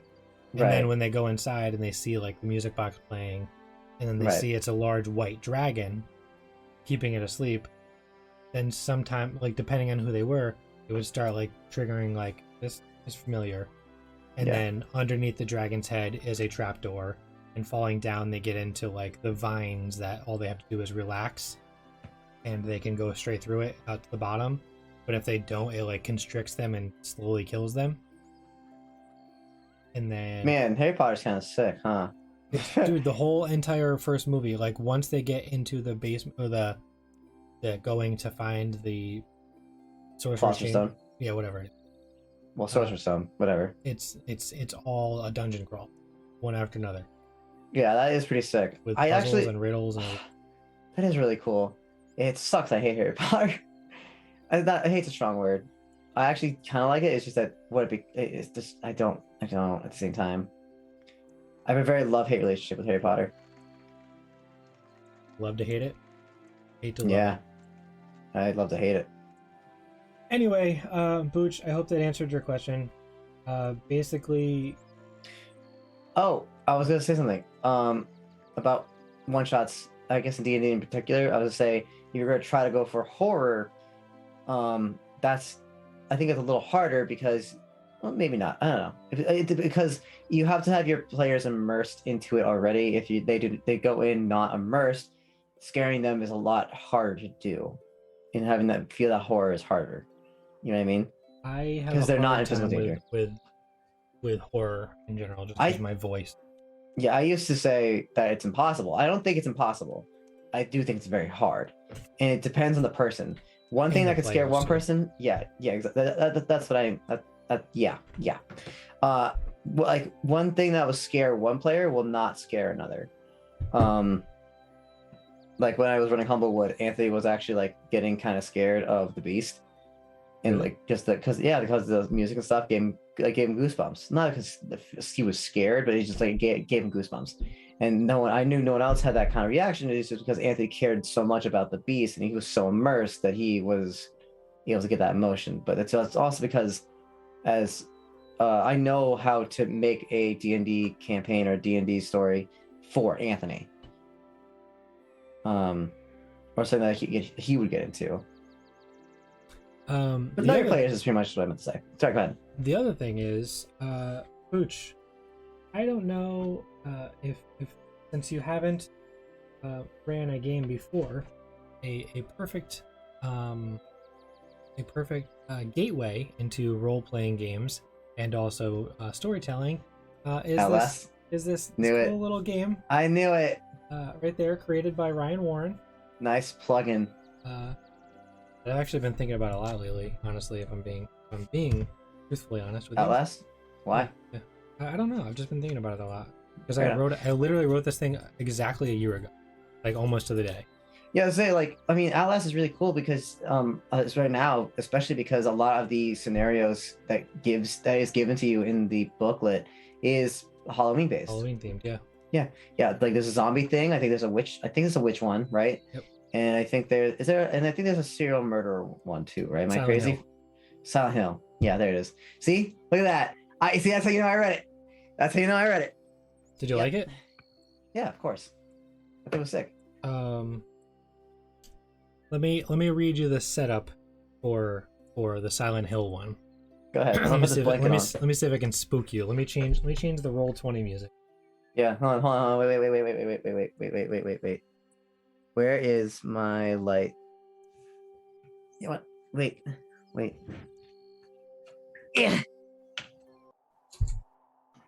Okay. Oh no! Shit! I hope I didn't get paint on my blanket. That would suck. Okay, then we're good. Alright, lay it on me. Oh shoot. Now hold on, you know what? Hold on. Give me a minute. Where is the light? There it is.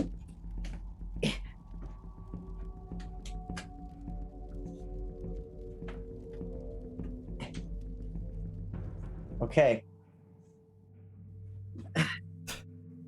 I'm in. Let's do it. They're the worst. Or the best. One of those things.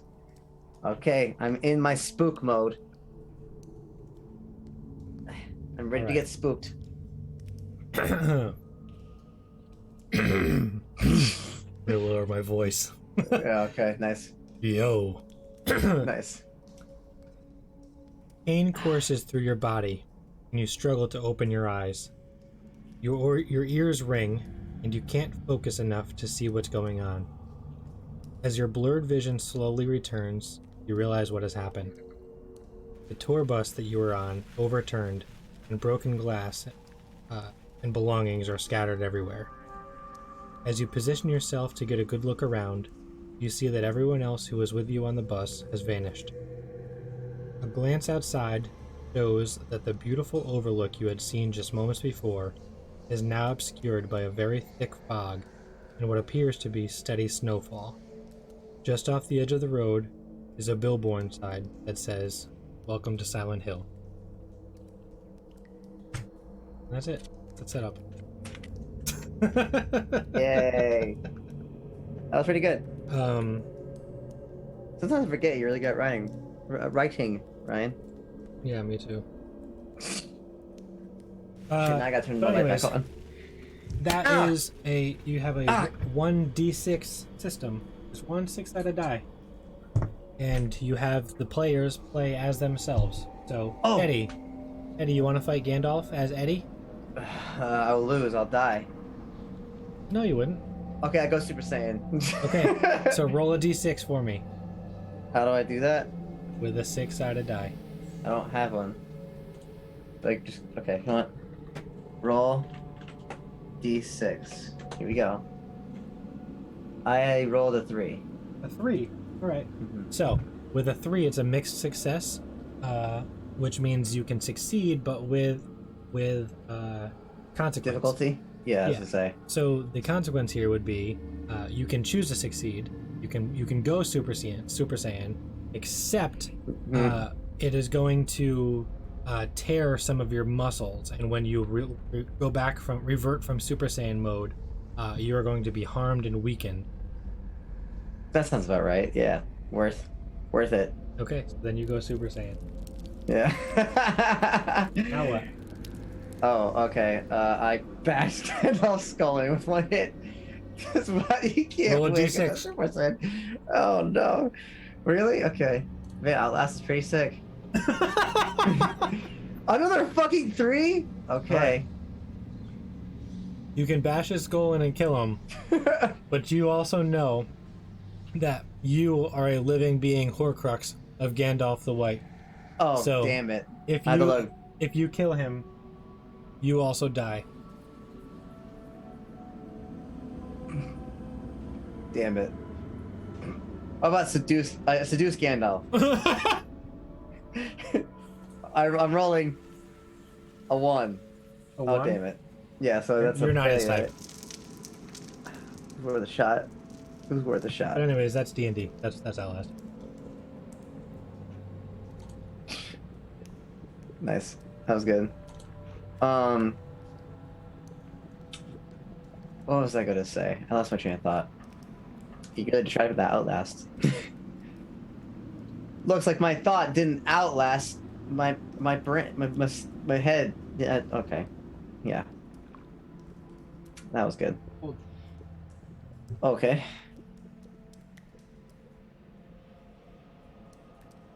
Damn it! What was I was gonna say? I can't remember what I was gonna say. It was something important. Oh, I remember now. Ryan, have you watched Squid Game? No.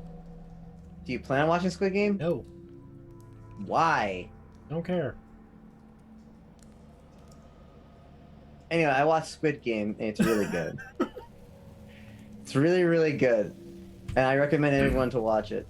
And it's not as hyped as the media makes it sound to be. Like, it's like, oh, it's the best show of all time. Like, no, it's very good, very, very good. In fact, I like it a lot. Very good show. I have Definitely watch it. I just linked Not the best. Outlast in the chat for anyone that cares. Gotcha. But yeah, you roll a d6, and the players. I mean, technically, if we were gonna play Outlast the real way, Eddie, the player, cannot go Super Saiyan, so I would not have allowed it. Bastard. Okay, it's the rules are as simple as what you as yourself. So all I can gotta do. is become Super Saiyan in real life, and I can do it in Outlast, right? 100%. Okay, it's easy. That's not hard. If you have a bow and arrow in your house, I would allow you to have a bow and arrow with you. I do have a bow I and know arrow you in do. my That's house. why I said it. Yeah. So I would allow that to exist as a thing Hell that you yeah. have, depending on where you are. If you're starting in Silent Hill and you are on a tour bus, maybe you don't have that bow and arrow.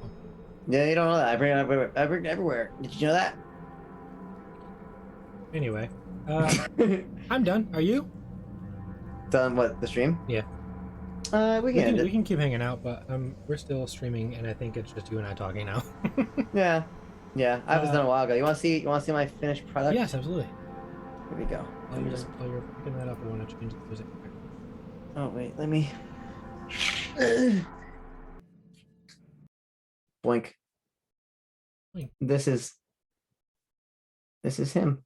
This is my boy. That looks awesome. Hell yeah. Yeah. I'm proud of you. Thanks. The White Rock was a weird choice, but Maybe maybe it's winter. No, it was a time constraint choice. That's all. Yeah, I didn't have time. Also, it would be a lot more detailed and better if I had more time. But I wanted to do it for the stream, so. So, anyways, Looks as it is. I almost dropped my mic. looks really good. Proud of you. Thanks. Thank you guys for hanging out. If you're still here, if you're chilling with us, I know it's late on this beautifully cold and slow, Is Jen boring, typing? lazy Sunday evening. So thanks for hanging out, and let's finish it up. Let's go and do our thanks for our sponsors here. So please go check out the Initiative Order. They're a Discord community group, and they run games for people, and you can go join them right now and get in for a game for November.